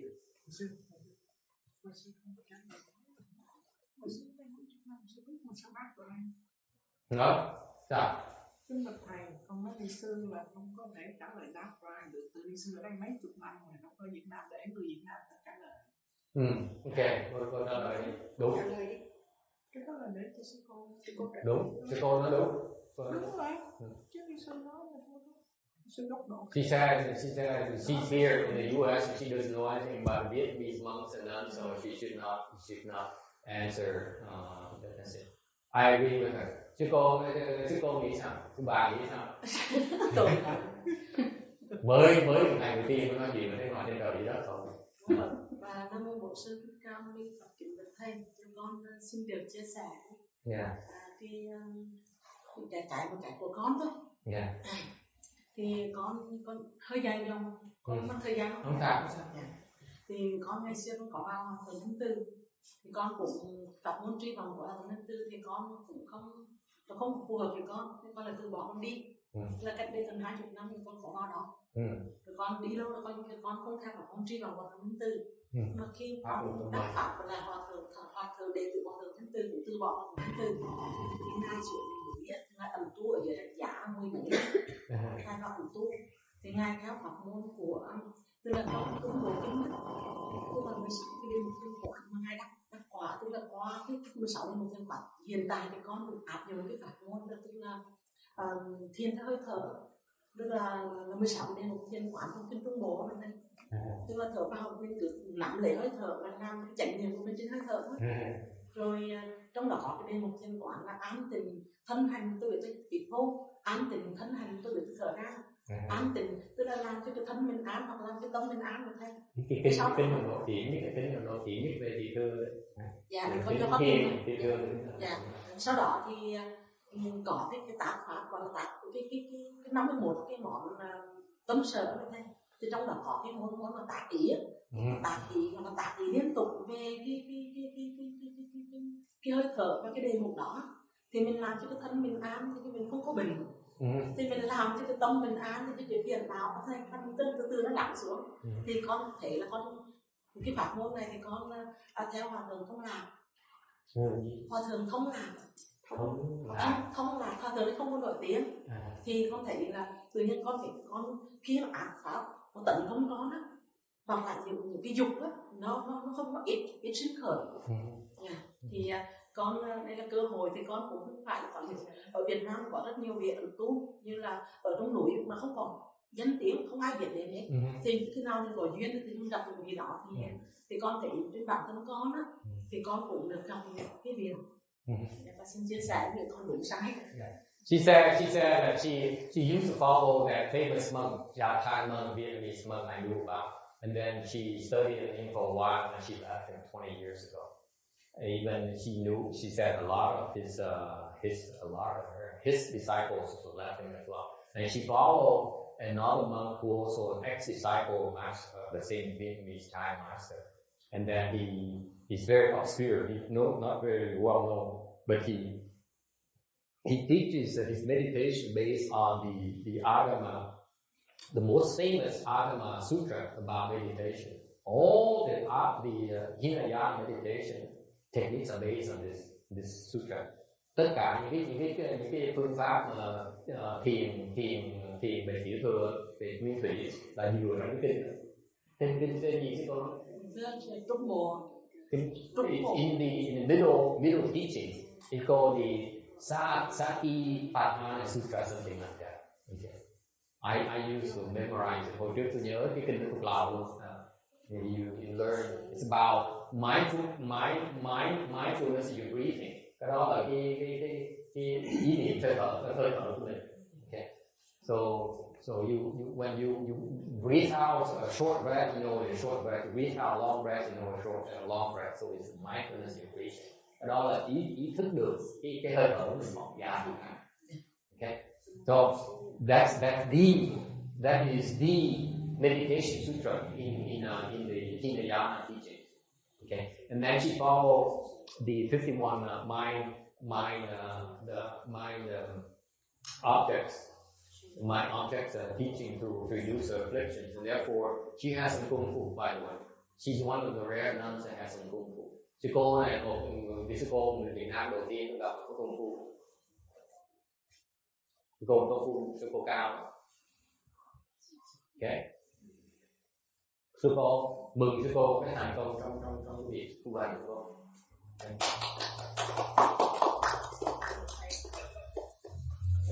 Rồi lớn một cái việc rồi. Thành tôi thắc mắc là bữa nào muốn ra gặp thầy sư cô cái ông thầy tôi lại tôi ít người gặp người như vậy. It's very rare for me because it's a pleasure for me because I see people with kung fu. I like it because it opens my eyes. Okay, and sư cô Liên nói đúng, Liên is right. You know, she has the good sense because among the three of them, she has the latest one, and she has the highest level of kung fu. Trong ba sư cô mà ngày hôm nay sư cô ngồi sau đó sư cô trình độ cao nhất có kung fu thiệt sự. She has some real kung fu. Okay, she's a little bit raw. Kung fu nó hơi thô thì đều có sức dễ sợ. Thì nó lạ because it's very rare for me to see it happen because all the followers những người đi theo tu mà mấy ông nổi tiếng thì sư đi trật đường. Mấy ông thiền sư Việt Nam nổi tiếng trong Việt Nam với trong thế giới này, mấy ông thiền sư đó là rất lớn, không biết gì về thiền. Tại sư cô bỏ đi mà mấy ông thiền nó đứng trước sư cô lớn vậy sao? Tại vì theo họ là trật đường, đủ anh em ạ. Okay. So what happened is she has some real kung fu and hers is very rare in the sense that her samadhi powers is remarkable. Okay. Cái định của sư cô rất là hay, rất là đặc biệt. Ít người Việt Nam tôi thấy được, mà chị sư cô rất ít người. Okay. Đó rất là hay. Nhưng đều so I'm very glad to see that. Gặp như vậy tôi mừng lắm nha. Tại tôi thấy ở Việt Nam Bây giờ tôi thấy phần lớn những người Nam tu đều trật đường này. Thầy thấy sư cô đi kiến theo những thầy mà tối tâm, ít người biết tiếng, cái pháp không đúng. Okay. So what happened is she did not follow the well-known masters, and she followed a real obscure one. Okay, that path is right. Only has a problem. Chỉ kẹt cái này thôi. Kẹt cái này thôi là sư cô đi cái đường an. What happened is that her path is right because the kung fu is samadhi power is remarkable, but she is not planting the seeds to get out of hardship. Sư cô đi đường đúng, cái luyện công đúng, nhưng đều không trồng cái chủng tử để thoát cái quả ma sát. Tại quả nó sẽ làm kẹt. Đại kẹt. Okay. Tại vì đường tu hành là mình hai phần phải tiến bộ, phần cái gì mà trồng cái chủng tử mình thoát cái kẹt, chứ phải là thành công. Cái thành công là cái nó phải làm mình kẹt. So I'm saying that cultivation a couple of things. Okay, now I see something that I like. I explain to you. A couple of things is you need to progress. Okay, and then you also at the same time you need to plant the seeds so that you do not get stuck. Your progress will get you stuck. Mình tiến bộ nó thể làm mình kẹt được. Nếu mình không trồng thì mình tự để mình thoát cái kẹt đó khi mình tới cái bậc. Chưa có nghe hiểu không? Cho được hỏi. Yeah. Một lần này, những cái cảm thọ mà bình thường cái tác động vào thân và tâm thì mình qua được. Thì thấy cái nào là mình sẽ với mình kết thúc cái năm sống của mình bằng cái diệt thọ lượng định nó có hiểu chưa? Xin thầy giúp cho. Kết sống bản thức là gì? Dạ không, như là cái định mà con là diệt thọ tượng, diệt cái thọ tượng định để mình nhập diệt sao? Very good. Được, hỏi các. So she asked, she wants to know how to end she should enter to attain the samadhi of ending her feelings. Cái đó là dễ, không có gì đâu, cái đó là tam quả là được này.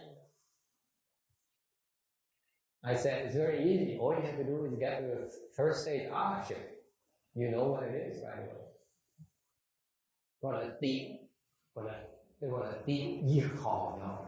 Sau tứ quả áo hàm là đại diệt thọ. Định. I'm teasing her. I'm saying, when you reach the first stage arhatship, it's called small ending suffering samadhi, ending feeling samadhi. When you reach fourth stage arhatship, then it's called enormous ending feeling samadhi. So it's a tease. Trả lời chứ con, cái hướng này. Nghe hiểu.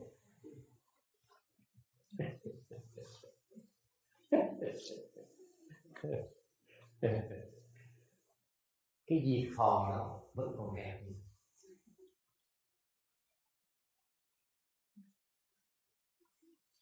I'm telling her that ending the feeling samadhi is still you can still get stuck there.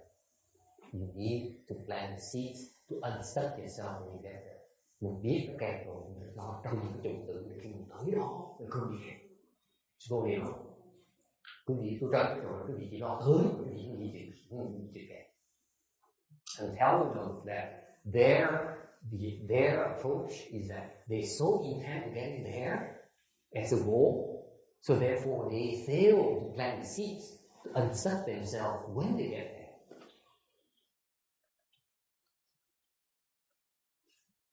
Thầy con xin phép và con hỏi tiếp của sư cô.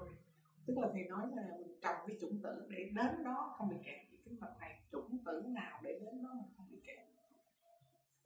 Chủng tử đại thừa không bị kẹt. Tiểu thừa là gì? Không. Chủng tử tiểu thừa sẽ bị kẹt. So she asked me, on her behalf, on the other Vishnu's behalf, is that what seeds do you plant so that you don't get stuck when you get there? My answer is that if you plant the seeds of Mahayana seeds, okay, then you will not get stuck when you get there. You fail to plant Mahayana seeds and plant on Hinayana seeds, you will get stuck when you get there. It takes you a lot longer. Vì thế, tại vì nếu không trồng cái chủng tử bây giờ thì lúc mà tới nó bắt đầu trồng nó trẻ khó chứ sao khó gì. Cái nguy hiểm là cái gỡ là chúng ta cũng phải tới cái người đến cái pháp của ta. What happened is that all these guys they know of something, a jewel called that samadhi, ending of feeling samadhi. Therefore say, I need to get there. That's my prize. Cái mà tai hại của bên phía sư cô đi giờ là biết rằng cái đó là mục tiêu rất là đại lớn, đúng không? Tới đó bất cứ giá nào tới đó là sớm tốt, đúng không? Mình biết đường cái quý cũng được, tu hành mà tới đó, đúng không? Mình bất cứ mọi giá nào phải tới đó, mình làm như vậy là gì? Mình không có chịu bỏ trồng cái chủng tử để mình tới đó, mình sẽ tiếp tục tiến một tiếp. Tại vì vậy, khi mình tới rồi, mình nghĩ lúc đó mình đỡ tiến một được rất là khó. Cái con mấy đại thừa người ta tu biết cái đó là cái quan trọng, nhưng đừng tới đó rồi ta vẫn tiếp tục muốn tới đó, song muốn tới đó muốn tiếp tục tu tiến bộ tiếp. Thành như vậy không dễ. Thầy cho con xin hỏi, tu đại thừa cách tu sao thầy? Tôi dạy bác bây giờ mấy tháng đại thừa nó có gì tiểu thừa không? Khi mình chùa mình tu vậy tu đại thừa.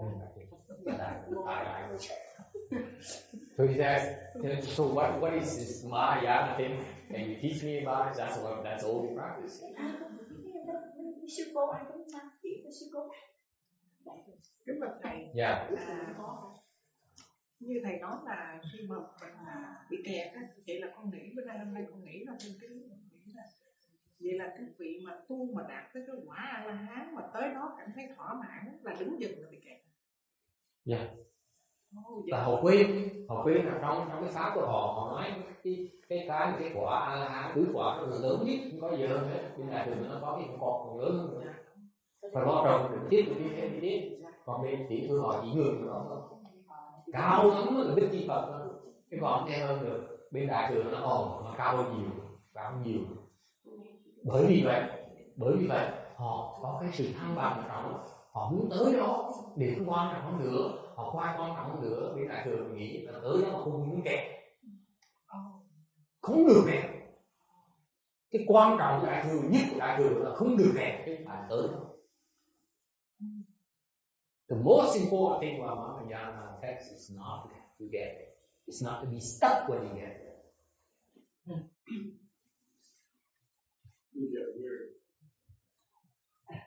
Whatever you want to get, you don't want to be stuck there.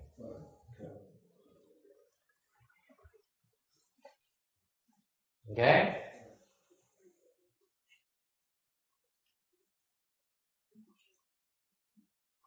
All right. Anything else?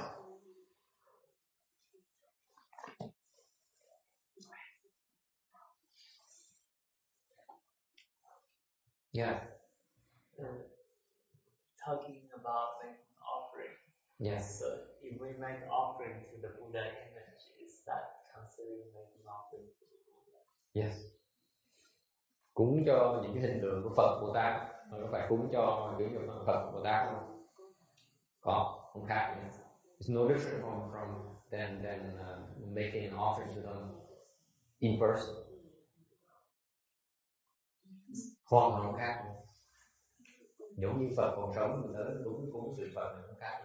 For example, you make an offering to Amitabha Buddha, the same you make an offering in person to Amitabha Buddha. No difference. Your blessings. No difference. So those people who make offering, they don't have to really get all the monks to make offering.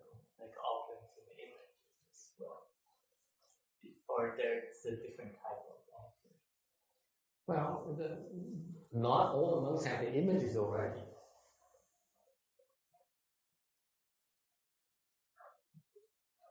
Going to a temple and make offering to this. Yeah, it's a different kind of blessings.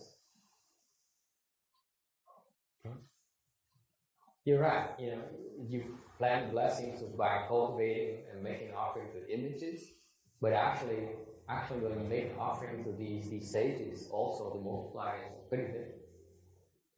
Sometimes even bigger. Right? It's bigger. You make an offering, you can go to the Sutra in 42 sections.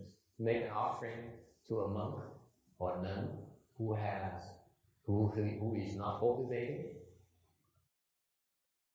and his blessing is more than making an offering to 10 million Buddhas. Is that big? Why? You know where to go and make an offering to the Buddhas. You don't know where those monks are.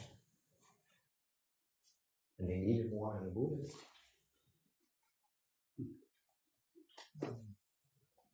Hỏi về tại sao mình cúng được ngàn người làm gì mình cúng với Phật, có cúng tượng Phật cũng được tượng Bồ Tát rồi, phước đức lớn, phước đức lớn. Cúng một người mà không còn tu thì cái phước đó lớn hơn cúng một triệu Phật.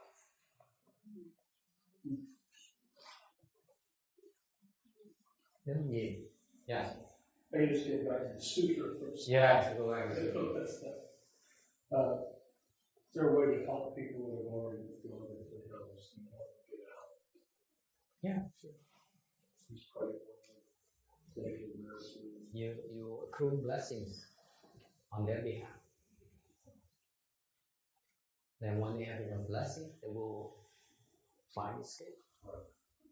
And it's instantaneous. Yeah. Hỏi là những người mà bị đọa thì sẽ giúp người ta thì nó tạo phước đức, giúp người ta thì cứ tích tụ phước đức cho người ta, khi mà đủ một cái là thoát thật sự. Chốc lát là thoát. Thì cho con xin hỏi câu, giống như chùa mình giờ mình tu là đại thừa, nhưng mà cách tu tinh tấn đại thừa, cách tu sao? Con mong thầy hướng dẫn chút. Okay. He said, so in this temple we practice Mahayana, so what is the vigorous way of practicing Mahayana?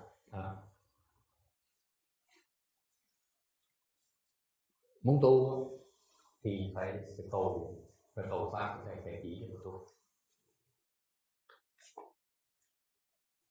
Mỗi người tu có thầy hướng dẫn. Đại thừa mình khi mình tu không có thầy là những người nghe, tu các đại thừa nghe. Thầy đại thừa, đây là thừa mình tu có thầy, những người thầy học có phước, có đức có thầy. So the question she has is, how do I practice Mahayana vigorously? So she's becoming more interested in cultivation. In cultivation, if you want to practice Mahayana vigorously, you need to have a good knowing advisor. In Mahayana, you practice Mahayana without a teacher, okay? You are not as rich, as poor, or as blessed as a person who practices Mahayana with a teacher.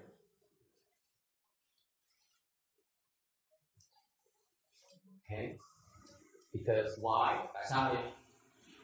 Why is that? Tại sao có người mà có thầy có phước nhiều? Tại sao vậy? Why is that?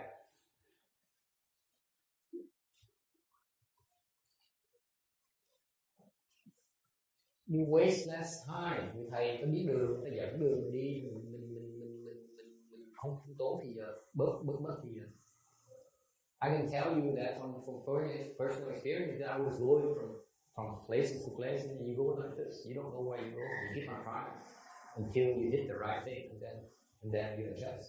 Okay. Hôm trước tôi không có thầy, tôi nghĩ tôi không có thầy, rồi tôi tự nhiên tôi đi qua lại mà biết đi hướng nào. Có người thầy định hướng cách đi thẳng băng, nó lại cái gì? Ok, người thầy người ta dọn đường mới gọi là thầy.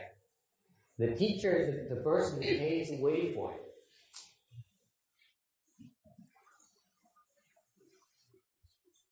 Okay. Bác tu phải có phương pháp tu. Bây giờ còn nhiều quan trọng nữa, tu có ý nghĩa, cái gì có hết rồi, đầy đủ rồi, gì còn thiếu là thiếu thốn, cho mình chết đi đâu, đó là cái chuyện vấn đề đại trò. I'm saying she has at her stage of life right now, you know, she has everything, she experienced everything so far. So the only remaining thing left for her life is that she wants to have a good rebirth. That's the most important thing now left for her. Okay, so she needs to devote all her energy to obtain a good rebirth. Và dốc sức tinh tấn tu để được vãng sanh. Nó gì quan trọng? Như con cái nó xong rồi, nhà cửa xong rồi, cái gì xong rồi, còn cái mình chưa xong thì sao chết?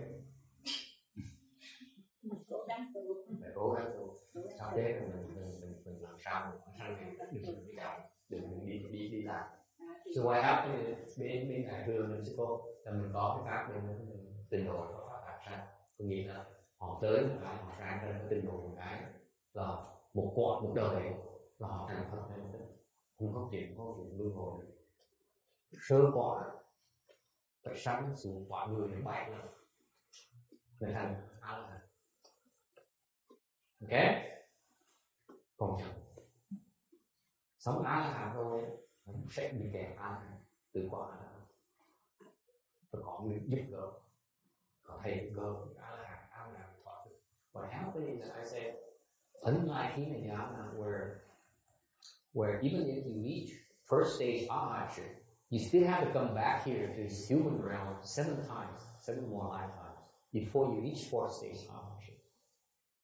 And even when you make the fourth stage Arahantship, you still need to find a teacher to teach you, to help you unstuck yourself for you to move on. Whereas if you go to Pure Land, you have a teacher all the way to Buddha. One lifetime. Ngược lại khi mà quý vị tới qua trình độ một cái là một đời thôi á, là có thầy dạy từ đầu chí cuối tới khi cùng sạch là vâng. Yeah. So how long does the lifetime take to do that? Forever. This lifetime here, you know, we have like 60, 70 years, 80 years. Okay. How much can you accomplish in 80 years? Not a whole lot. For you to accomplish higher levels, you need a lot longer lifespan. A lot more blessings. Actually, their time, Huron Buck was just as invented in 9 days. What? Their days would be incredibly long. Yeah. Basically, you don't have to worry about lifespans anymore because it's limitless. As long as it takes for you to become Buddha, you got it made. Whereas here, our lifespan is limited. You only can do so much with this limited amount of time. Còn qua trình độ là cái cuộc sống đó, nó vô lượng, cái đời mình nó dài vô lượng, mình đủ gì rồi mình tu pháp gì mình sẽ tới cái chỗ. Còn cái cõi này mình thời giờ rất eo hẹp, thành ra cái pháp trình độ mới được chế ra truyền ra cái cõi này để cho mình thoát ra, mình chạy qua chỗ khác mình không còn lo. Còn cõi này mình lo mà sao? Chứ còn mình lo mình tu bất cứ thành A-la-hán đi được, mình phải trở lại, mình vẫn bị kẹt. Còn qua cái kia mà anh không còn bị kẹt. Cái đó là cái văn hóa người Tàu hơn người Âu Châu. This is what the Asian culture is much superior than the Western culture in that sense. The Western culture is stuck with the short-term horizon, planning horizon. The Asian culture is much longer. You Westerners don't have that. Okay, this is the best that the Asian culture has to offer. It's not these stupid things like cheap goods from China. All those are nothing. The real gem in Chinese culture, Asian culture, is the pure and pure reality. Cái văn hóa người Á Châu mình, cái quý nhất văn hóa Châu mình là không phải mình biết tiết kiệm, mình biết làm phước, còn là cái văn hóa Châu mình, cái quý nhất của văn hóa Châu mình là cái pháp tình. Không có gì quý hơn pháp. Người Tây phương xa vua Âu Châu, Á Châu xa thì không có cái pháp, họ bị kẹt vào cái hiện tượng của họ không thấy được. And that includes human God. Bên nguyên thủy không thấy, không có cái pháp tình thành bị kẹt. Okay. If you make it a pure land, that's it. Quý vị qua được cái tình độ rồi, okay, là chắc chắn sẽ thành công. Không cách nào mà thất bại. Còn whereas right now here today, it's very hard for you to get a fourth stage partnership. Ngay chuyện này, cái quả này, bây giờ có công phu tu muốn đạt tới cái mà cái diệt thọ đừng nói của tam quả, cái tứ quả rất là khó. Cái tam quả là khó, từ cái diệt thọ từ tam quả qua cái diệt thọ của tứ quả nó khó, không thể tưởng được. Không thể tưởng những cái tưởng khó gì cả. Okay. Mà sức là bao nhiêu, còn bao nhiêu năm tu được tới là chuyện đó, tới đó đi làm gì cũng bị kẹt nữa, càng phải chết.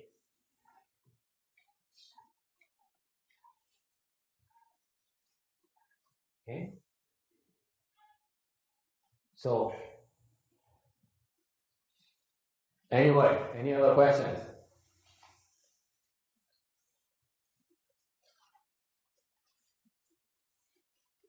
Qua thấy được cái tiểu lợi trước mắt, muốn thấy được cái đại lợi. Thưa thầy, con cũng thừa nhận bằng trình độ, nhưng mà ngay cái chương á, thì trong kinh Di Đà còn nói là ở cõi trình độ là chư thường thiền nhân cố hồi nhất xứ. Thì nếu như trong mỗi chúng sanh bậc cái tánh mà phàm phu chúng sanh mà nó nhiều thì đâu có cơ hội mà gia nhập được cõi trình độ đó thầy. Còn nghĩa là mỗi ngày phải huân tu, phải làm cái bào mòn những cái chủng tử, những cái tập khí mà tham sân si mà nghĩ chẳng hạn, hay là những cái căn bản phiền não, và lại cái tiểu những cái lầu hoặc vậy thầy. Tức là mình phải đoàn tận những cái lầu hoặc trong thân tâm của từng người thì mình mới có cơ hội để dựa vào cái cõi cực lạc. He says, Amitabha Sutra says that you need to, this is a place where superior people gather and to cultivate. So, but normal people in our world, we are inferior. How do we, it's unlikely we can get there. Bởi vậy, cái pháp tình độ mà sư cô hiểu nó, là sự chưa hiểu cái pháp tình độ. Cái pháp tình độ này, cái pháp nó có thể giúp đỡ những người căn cơ, có thể thường căn, trúng căn với hạ căn, mới hoàn tình độ. Cái pháp tình độ nó đặc biệt đó. Thiền tông của sư cô tu nó là chỉ thường căn và trung căn tu thôi, hạ căn tu. Cái thiền tông không giúp người hạ căn. Pháp tình độ giúp người thường căn, giúp người trúng căn, người hạ căn, cũng pháp sang được. Có cái pháp giúp người ta không thôi sao ta thoát được. Bởi cái pháp tình độ hay, có nghĩa là người hạ căn thoát được, người hạ căn tu thành trúng căn tu là thường căn được. Tại cái tình độ đi hết ngày ấy cái kiếp này mình là tu về từ thường hạ căn từ trúng căn từ các đều tu được, không cần bạc căn là tu được. Mà để những người hạ căn nó tu không nổi, mà tiến vào tình độ có những pháp giúp người ta để thoát được đáy quá trình độ, vạch ra quá trình độ để tu này đến thì có bất cứ trình độ đạt được cơ điểm. So I say, explain to her, her understanding of Pure Land Dharma, Mahayana Pure Land Dharma is not complete. Because the Pure Land Mahayana Pure Land can help the superior roots, the middle roots, as well as lower roots, potential people. Okay?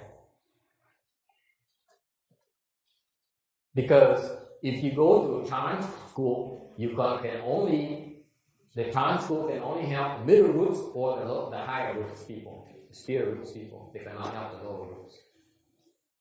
Lower roots are too stupid. They don't get it. Okay? And therefore, the superior thing about Pure Land is that even though the lower roots people, they don't get it, we still have the Dharma to help them get there. And once they get there, they got it.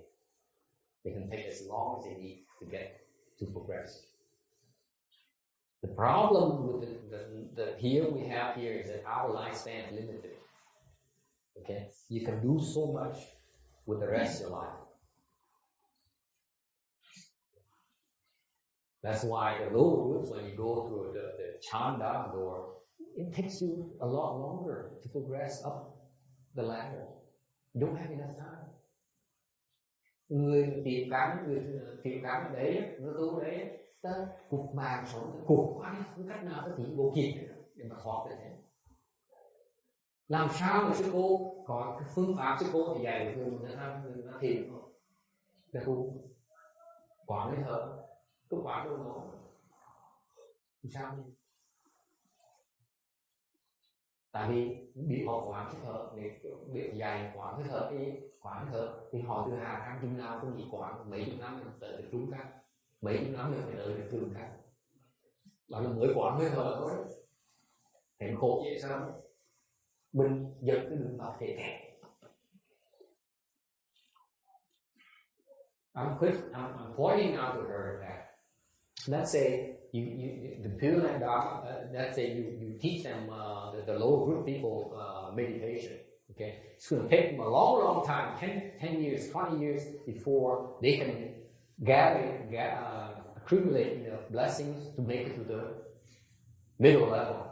And then another 30, 40 years to make it to the superior level. Okay, by then they probably have to face death. Okay, and then what? Starts over again. Whereas if you help the lower root people somehow get reborn to the Western Blue, to the Pure Land, okay, the lifespan is not an issue.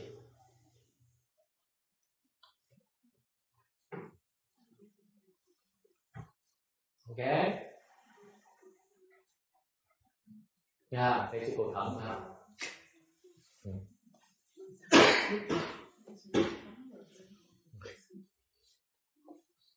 Cái chọn cái pháp cái đúng, chọn đường này luôn. Okay. Đừng có bị cái huy hoàng cái màu này nó tạm thời nó làm như thế. But they need to have a long-term perspective. She cannot afford to have the small-term, the impressive gain in the short term to get you stuck.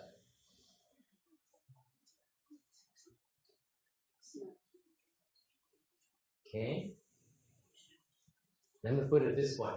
Nói cho nó khác cái gì này nó đừng trả thêm đi nữa. Okay. I have yet to see a Vietnamese go beyond 4 stage partnership. Tôi chưa gặp người Việt Nam nào quá và tự quả. I have yet to see one.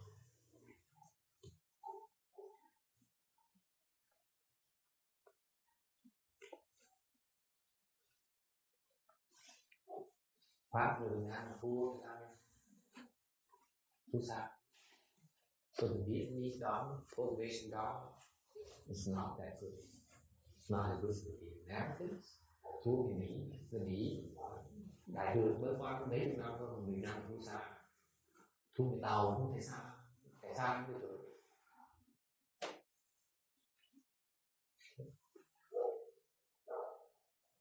There's nothing to be proud of. There's nothing to be arrogant about. Thu xa, đừng tưởng đừng giỏi, đừng thu xa lắm. Người Nam rất là ngạo. Vietnamese is very proud. Too arrogant. Đúng không?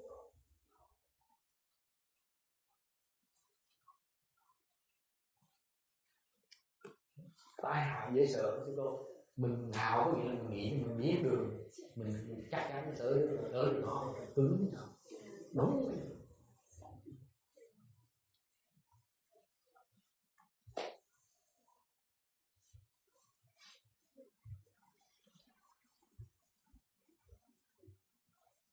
I know I'm saying things that are hard to believe. Tôi nói những cái chuyện là khó tin lắm. I'm telling you. The Vietnamese are stuck big time. Người Việt Nam cũng là kẻ cứng với nhau ấy. Kinh hoàng. Mà tự mãn dễ sợ. Very, very, very arrogant about it. We want to go with it. Look at the Chinese, they don't have the gold with it. They only go to the West. Người Tàu chỉ có muốn chùa, xây chùa nhưng không biết tu. Từ tu, người Việt Nam biết tu. Tu làm gì? Tu để kẹt. Tu trật. Yes. No, Vietnamese, but how stuck are Christians? Oh, Christians, way too long. Những người công giáo cũng thấp quá. There goes all my future Christian followers and contributions, donations.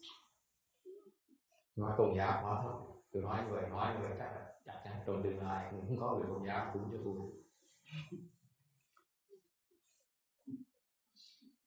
What do you think? Christians way too long. Well, a lot of it is really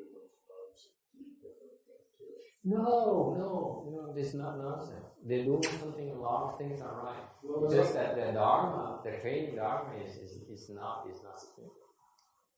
The training doesn't exist. There's no meditation. Oh, yes, there is. Are you kidding me? Where? It's just not as good as ours, that's all. Not in the Baptist church. I will tell you this. Okay. John Paul II, his disciples, their accomplishments are pretty good. Okay. And it's not the mainstream Christian training. Okay? So you cannot say they're all bad. Okay? I will tell you that John Paul's attainment is higher than the Vietnamese Buddhist monks. Sure. Tôi này nói gì, không nói là những người công giáo cái phương pháp tu là trật, tôi nói không. Nói chung nó nhận được. Và cái ông Đức Giáo Hoàng mới chết vừa rồi, công trình ông cái công phu Giáo Hoàng còn cao, cái công phu người ta đi Việt Nam.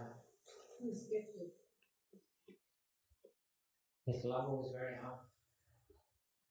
John Paul II, his level is very high. He has many disciples. You do not come to this world with this level and not leave a lot of disciples around to take care of, tie these things up, tie loose ends up. Ông Đức Giáo Hoàng John Paul cái gì là công phu cao gì sợ cao hơn A-la-hán. Okay. Xong tới đây ông đem một mớ đệ tử tới đây. Okay. Thì ông bỏ đi rồi đệ tử ông đang lo công chuyện. Mỗi tháng người ta tới cách nào không có đệ tử lại. Ta làm nhiều. So it's not a mainstream Catholic or Christian training. But they go, and they have their own particular brand of Dharma.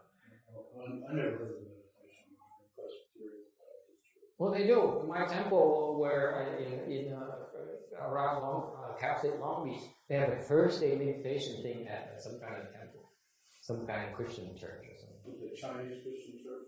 No, I don't. Well, I will glad to drive around and give you the phone number and you can go and learn. They have meditation. It's not as advanced as ours. The Hinayana meditation, you reach her level, for example, that they understand meditation. Tất nhiên rồi cô biết thiền rồi. Okay. At her level, she can teach meditation. Okay.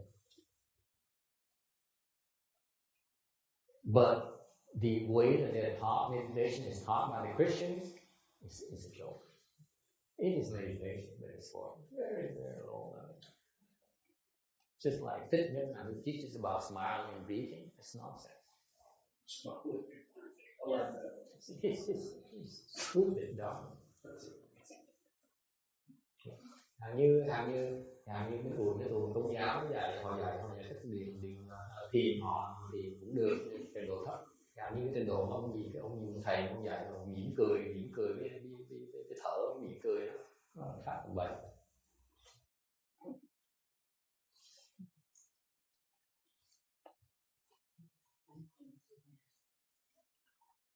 Okay.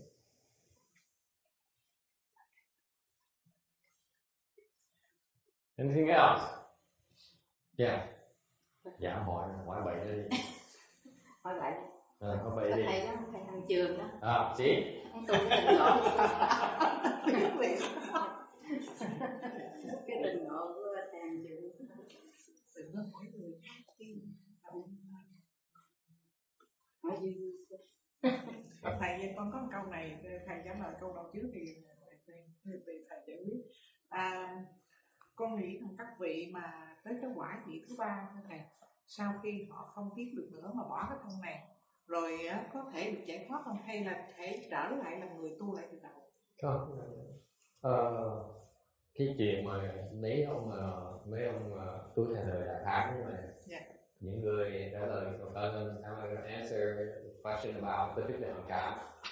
Okay, you shouldn't ask these stupid questions. But since you asked stupid questions, you give stupid answer. Câu hỏi ngu si, tôi là ngu si. Yeah.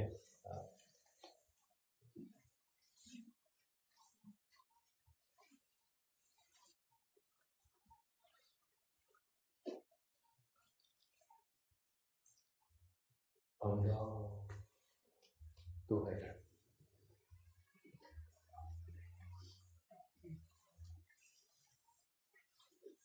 thật đường and tell you that he's on down the wrong path. Okay. So the question that the Bhikshuni here in the back says that, so for example, you reach first stage ownership, can you obtain liberation, and you need to go back, come back here to cái tam quả là có nghĩa là bất khứ lại, có nghĩa là họ chết một cái họ sanh lên cái cõi trời kia thì họ tên họ tu một kiếp họ thành tứ quả tự động. What happened in the first stage Ahmadship is a non-return, meaning that they end the life here, this very life here. They are reborn in the heavens, upstairs in the heavens, and live there in the heavens, cultivate in the heavens there for one lifetime. And then again in a lifetime, it will become a fourth stage Ahmad. That's the nature of the lessons. Bởi tam quả nó khó như vậy. Tại vì mình tới đó mình chắc chắn phải được tứ quả. Mình cái này mình quả kiếp này mình đắc được cái diệt thọ định tam quả rồi thì mình chết mình sẽ sanh quả trời đó, không ai đụng được. Đến đó rồi từ đầu mình thành tứ quả, từ đầu mình tu thành tứ quả. Okay. Lúc đó mình đi kể. So what happens in the first stage Ahmadship, you make it to this lifetime here. Okay, you guarantee nothing, you will not fall. You will be reborn in the heavens, in the first stage Ahmadship heavens, and live there one lifespan, cultivate one lifespan, and then you will attain fourth stage Ahmadship automatically on your own. That's when you get saved. You can stop.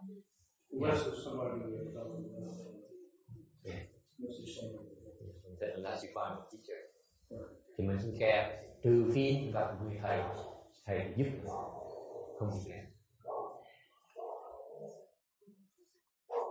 Okay.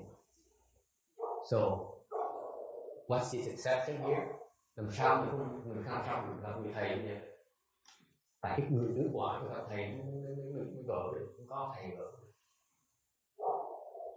The fourth stage arhat, they need a teacher. Without a teacher, they cannot get them stuff.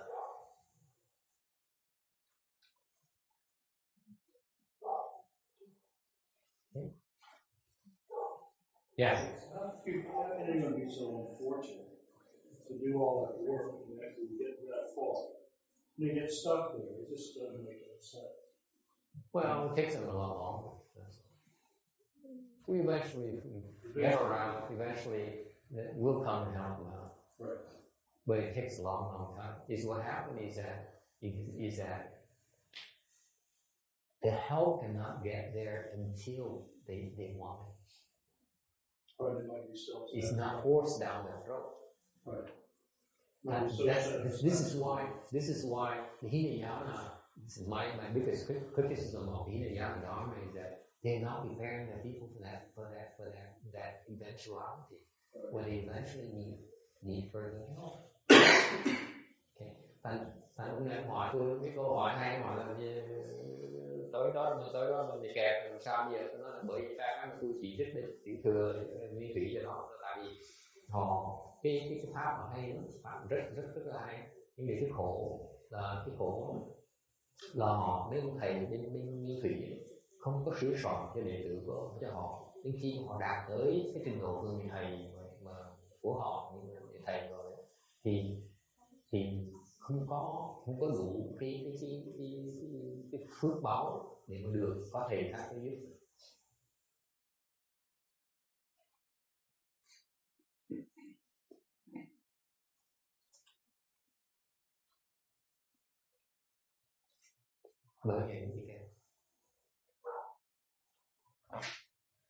Okay. Anyone else? I think we should move on because it's way too deep now, more deeper than I want to go into. Cái này đi sâu hơn tôi cũng nói nhiều quá. Okay. 596. The squeezing mountains. Do we have hell? Địa ngục. This is the thing that happens when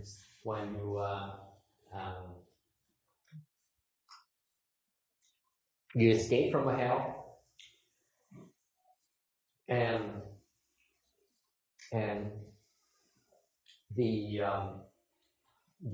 you rush outside, you think you're free, and you see two mountains, you go in that direction, and you rush there, and suddenly these two mountains move and squeeze you to death. Mới thoát được thì mừng hết lớn. Mỗi điều thoát nó khó dễ sợ. Mấy cái tù nhân nó ai cũng thoát được, khổ mà ai cũng ở đó chạy hoài, mà chạy không được thôi. Một khi thoát được mừng dễ sợ, chạy nó thoát được thấy cái khoảng trống có hai những núi, như hai núi có khoảng trống, chạy cái đó tự nhiên nó xe kẹt là gì? Giảm ai dễ sợ. Lúc hai đứa như vậy là trước sau bụng như lửa nó phụt lên, thành chạy luôn cũng được, chạy tới cũng được, thành cái núi nó kẹt từ. So what happens is that as soon as you get to that open area, suddenly fire breaks out ahead of you and behind you, so you can no longer backtrack or go any further. And then the mountain starts moving and squeeze you to death. And they crush them, and what it says here, blood flows like river, bones and muscles all become smashed. Thành ra mấy người chết nhiều độ nước máu nó thành sâu luôn, rồi xương cái thịt nó nát giống như là chảo. Đây phần đường đây dễ sợ. Mình lo hàng nhà suốt đời mình lo mình sung sướng mình đầy sướng nào xong mình vậy á, mình đi dọc đường gác rớt xuống rồi cái cảnh này thôi đáng sợ. Mình sướng tí xíu rồi mình sướng đây không phải nào còn xuống đời rồi chút. So what happens is that you live here, you enjoy life here, enjoy your life here for 60 years, 70 years, and create all these offenses. Eventually, when you die, you fall down there, and you have undergo all these forms of suffering and tortures for aeons without end. Okay. And this is from oppressing others to worldly power. Cái này tại sao nhỉ? Tại dùng uy quyền mà biết Việt Nam. Okay. Áp bức người ta sau buộc sự bị hai cái dạy đuối kẹt nó đè cho mình chết luôn. Cái nó fascinating, thấy ra đến hay dễ sợ. Mình đi áp bức người ta, bây giờ sau này con muốn áp bức người lại, kẹt người lại cho mình chết. I find it fascinating. Piercing spears, 597. Phóng giáo. The spears here are bigger than the fighting arrows, and then the pierce huge holes and kill you. Mấy cái giáo này nó còn lớn hơn là mấy cái mũi tên lửa hồi nãy mà nó đâm cái thân mình, cái lỗ nó lớn như thế, đau đớn như thế. Excessive killing karma, especially with fighting karma. Tại sao này? Cái quả cái nhân đó là tại mình sát sinh nhiều quá, làm sát sinh nhiều quá. Nhất là mình thích đấu. Okay. Yeah. So for example, the gentleman back there who says, I love to go become a soldier and kill and defend my country. Okay. This is one of his destination. Những người mà cái lính mà nói là tôi chính là đấu tranh để mà bảo vệ cái quốc gia này, họ đi giết người, họ bị chính nghĩa. Đây là cái địa ngục mà sẵn sàng để sửa soạn để cho họ tới. Yes. I'm thinking about in war times. Yeah. The bodhisattvas manifest as leaders and to help people to say fight the war, resolve the war. Yeah. Then after that, bodhisattva goes to the hell.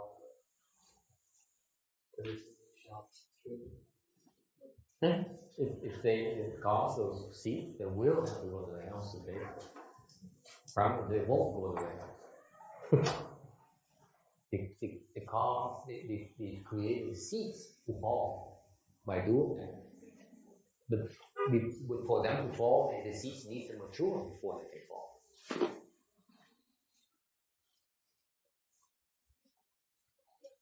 Thầy nói đấy, hàng như những người Bồ Tát đã hiểu ra quốc gia chiến tranh, đã hiểu ra ta giúp mọi người kháng chiến, họ tìm để người ta tạo một cái chủng tử để mà trong tương lai sẽ rất địa ngục. Thì mình tạo nghiệp, mình tạo chủng tử để đòi địa ngục. Điều mấy người ta hay rồi tu người ta cái chủng tử là có, nhưng đều chưa chắc ta sẽ đòi. Tại chủng tử chính mới đòi được. Okay. Yes. Master, when we listen to you explain all this, it sounds just like a story. Is there a way for us to feel it so that we don't continue to create such a conflict?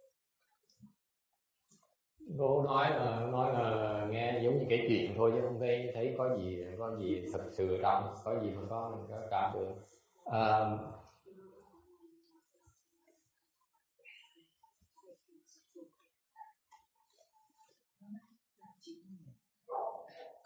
Is there a way? I don't know the way. If there's a way, I don't know it. You can listen to it, and then you decide that maybe down the road when you develop your spiritual powers, you can go down there and take a look yourself. It's not meant for you to experience. It's meant for you to tell you about it, and then eventually you have your own abilities to go and check it out for yourself. Cái pháp mà nghe mình giảng thì quý vị biết những khái niệm này thôi. Rồi trong tương lai quý vị có thành hơn, quý vị tự động xuống một coi thấy.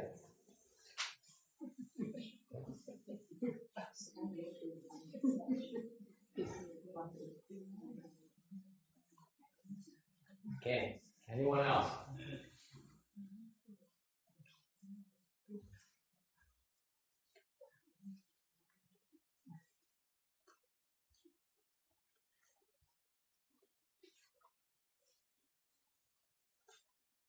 So that's why again, you need the cultivation is eventually you develop some you can verify yourself. That's why you deepen your faith. Mình tu mình nghe cái này trước, mình nghe thôi, mình không tin đâu. Khi sau mình tu mình có trình độ rồi, mình có thành công rồi, mình có thể xuống thấy cái này, nhưng không tin này làm sao?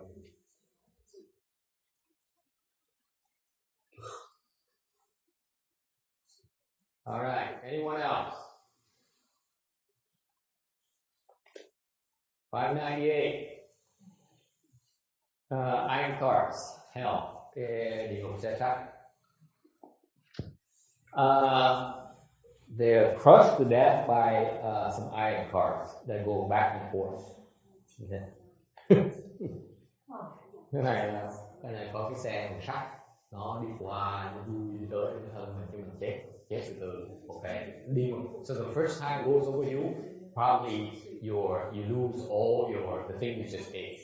Lần đầu tiên chắc xe cán mình chắc là bao nhiêu ngàn nọc ra chứ. Okay. So the back over you one more time, là như vừa kéo qua một cái, chắc lúc đó cái thuốc nó lòi ra, nó phọt ra từ cổ ra. So what happens second time, it backs up over you, your body again. Now your small intestines are protruding through your mouth. And then it goes one more time, now it's your large intestines. Lần thứ ba đẩy một cái, is that traffic enough for you, Janet? Đẩy lần thứ ba một cái, lần này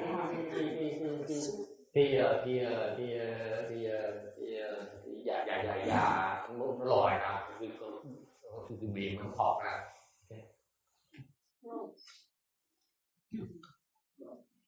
Yeah.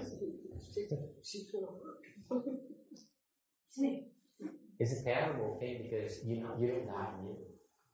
It's a suffering nature. You see yourself, you walk, things going out your ears, your nose, your mouth, your eyes, and so on. Okay, and you're not dead. So Shakyamuni Buddha, when he was was cultivating, he opened his spiritual eyes, and then he saw the sufferings. That's when he brought forth a mind of great compassion and vowed to save all offenders in the house. Thành ra lúc ngài Thích Ca Mâu Ni tu mở thần thông, mở thiên nhãn, ngài thấy được khổ trong điều mà những pháp cái tâm đại bi ngài phát nguyện ngài cũng tu thành quả được thành ngài cứu tất cả những chúng sanh trong địa ngục. Yes. Does that mean he's Earth Store Sutra as well? No, he's not. Rồi Thích Ca Mâu Ni không phải là Phật Địa Tạng mà Bồ Tát không? Hai người khác. Different goal. Hai người tu khác. Earth Store Bodhisattva is like it's not like he has sole property, sole access to the house. No one else can touch the house without going to Earth Store Bodhisattva. Not like that. Shakyamuni Buddha also says for the hell, but he doesn't talk about it. It shouldn't be stuck on that concept. Hỏi như vậy là Địa Tạng Bồ Tát và ngài Thích Ca Mâu Ni nó không, hai người khác nhau.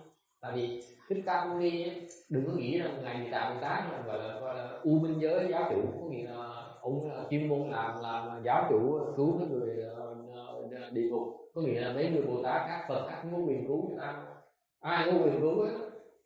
Thực ra là Phật là ngài Thích Ca Mâu Ni, ngài Dược Sư là để cứu trong địa ngục nhiều lắm, nhưng điều người ta nói.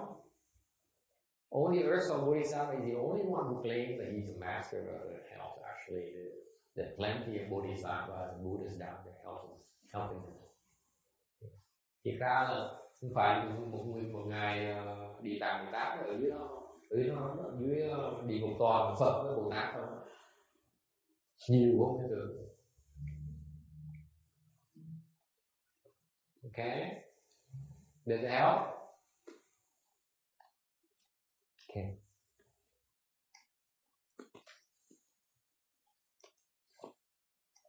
$5.99. Iron bets. giường sắt. People are laying on these beds, and the ghosts then set the beds on fire. Tù nhân nó đè cái giường, xong rồi nó đốt cái giường lên lửa. And then the ninth wheel descends from above, rises from below, and chopped out. Đã vừa đốt, cháy nó kém dễ sợ. Sau giết ông, người trên xuống nó chặt. So you have what? You have kebabs. Tại mình có cái gì ăn kebab. Cái đồ cái thịt mà nó cắt ra xong nó sâu vào cái thịt sâu nữa, xong nó nướng. This is what you get at this house. Okay. And this is where the kebab lovers go. Bởi vì những người thích ăn kebab là sẽ tới đây.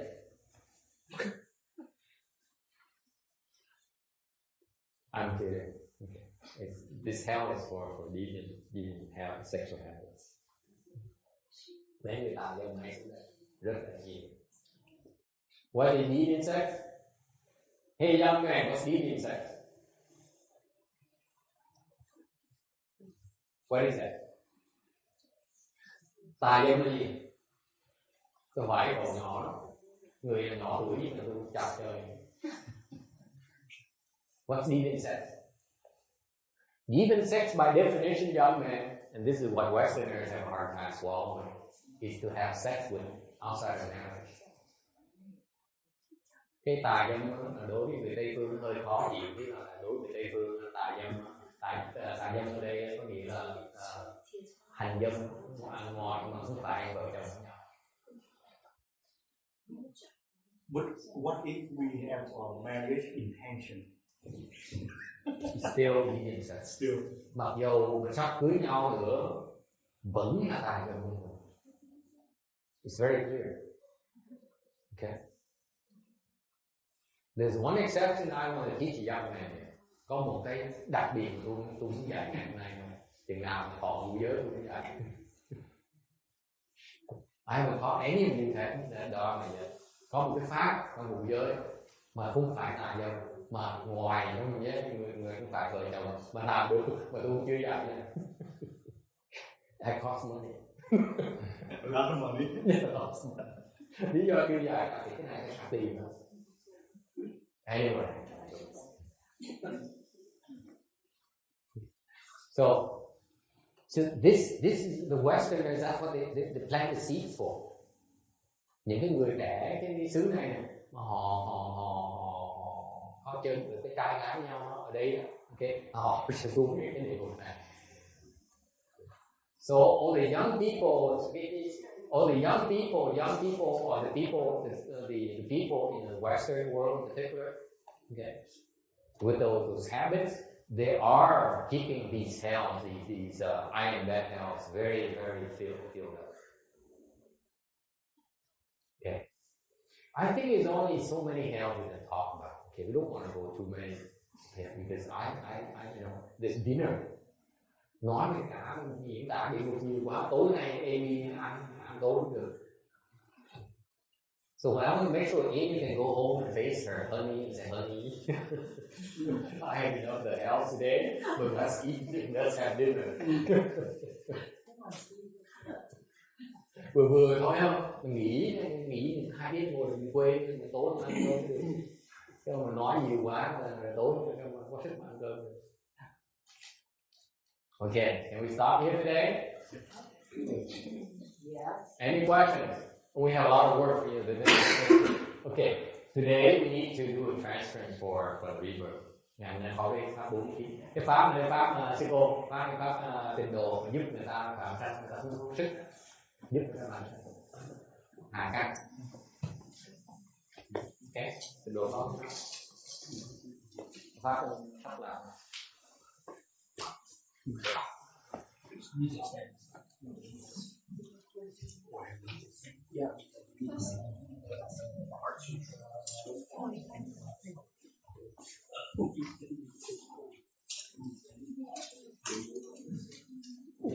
hả?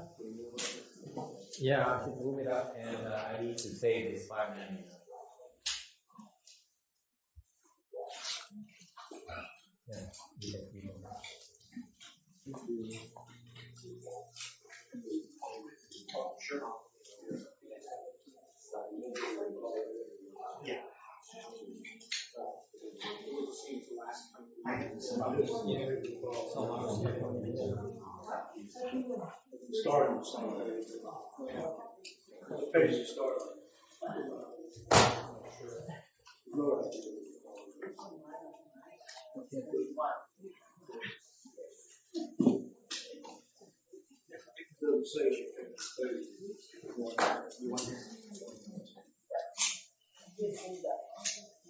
Okay, are we in page 41?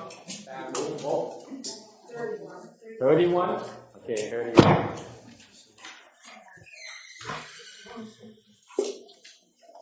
Có cơm lại.